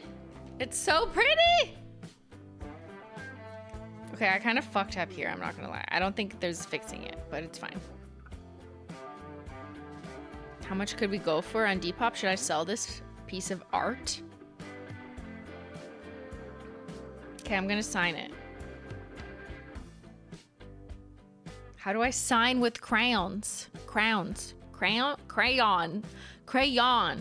Crawfish. It feels like underwater? Oh yeah, we should go there. It gives coral with some Gucci vibes. Oh my god, it kind of looks like a Gucci or Marc Anthony floral fragrance ad, but nail polish. You're trying so hard, babe. Yeah, I actually did try really hard for like 2 hours. You were here. Okay, I'm gonna sign in permanent marker because I feel like that's the only way it's gonna stick.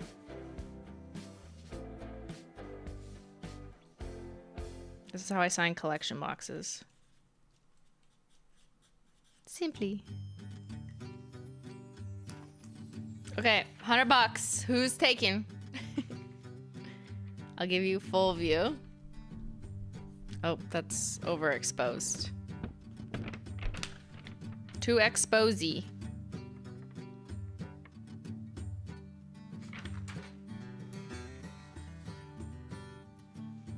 What a good job. Good job, chat. We learned how to color again. Where are you hanging it up? In my office. I have a spot where I hang like just the PR cards. Christine, how do you say crayon en français? Crayon, right?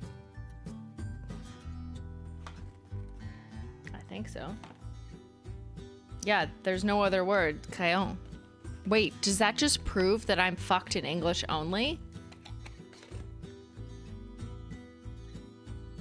Because this has French translation, and when they don't have the other word, it means it's the same in English and in French. Yes, crayon is crayon, yes. Crayon de cire. Okay, I guess that's technically, because that's wax. Cire means wax. So I say it correctly in French, but not in English. I am blaming...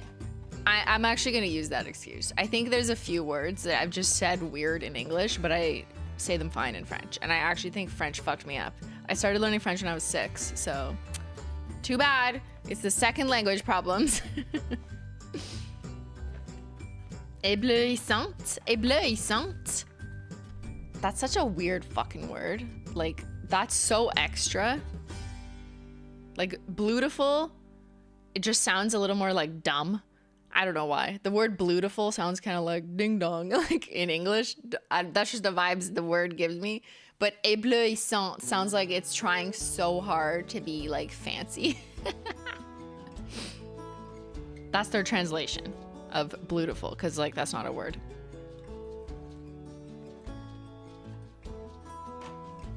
What else can you learn here? Have you met the new Crayola crew? Oh my god, we didn't even interview them. Rod, short for goldenrod. Asparagus, or Gus, is the goofball who loves inventing silly ways to express himself, and that usually means pranking Denny? What the fuck? Is this Troom Troom, but in crown format? Together, this feisty band of crown cohorts will be here on pack as the stars of their own commercial adventures. What the fuck? There's crown lore? Wait, are they trying to be like M&Ms and all have personalities? Oh, and let's not forget the newest and bluest member of the team, Blutiful. Oh, il ne faut pas oublier le plus nouveau et le plus bleu des membres de l'équipe éblouissante. Oh my god, there's a sharpener there? I didn't even know this. Hey, what the fuck? That's pretty cool. Yeah, they're trying in the marketing. I don't think I've ever seen this in my life before, that they have personalities. We're learning it here, not sponsored. Here's a satisfying picture. kind of like me organizing crèmes. On that note, and the many notes that I'm sure you've taken in your bullet journal today, thank you for joining me and streaming for almost 4 hours of cozy coloring time. We did not get to painting the plant, but I think that's okay. Menchie gang, we will do this tomorrow. And maybe we won't paint it in cottagecore. We can do some unhinged colors and just do chaos instead. Today was too calm. I am too calm. It's not okay. Is there a law in Canada that the French words need to be similar size? No. Oh, I mean, yes and no. They do need to be given equal space and attention to some extent, but I think there's some exceptions. If the French literally requires 18 more words to be a direct translation. But I do think there is something about them needing to be the same size, because if you do it in super fine print on the back, then you're not giving it like attention. So it needs to be treated somewhat equally, but I think there's maybe some exceptions if it literally cannot fit. I don't know. I'm not a lawyer for Translation Canada. Le Canada. Merci beaucoup, Amateur Nail Art, for the 5 gifted Menchie Gang memberships. So Stephanie, Sneeches, Erica, Carrie, and Jean Poole, I'll see you tomorrow, along with the rest of Menchie Gang. Thank you all for hanging out with me, and I hope you had a cozy, good time. Leave a positive comment down below. Praise be. All right, everyone. Hope you have a wonderful rest of your weekend, and I'll see y'all later. Bye.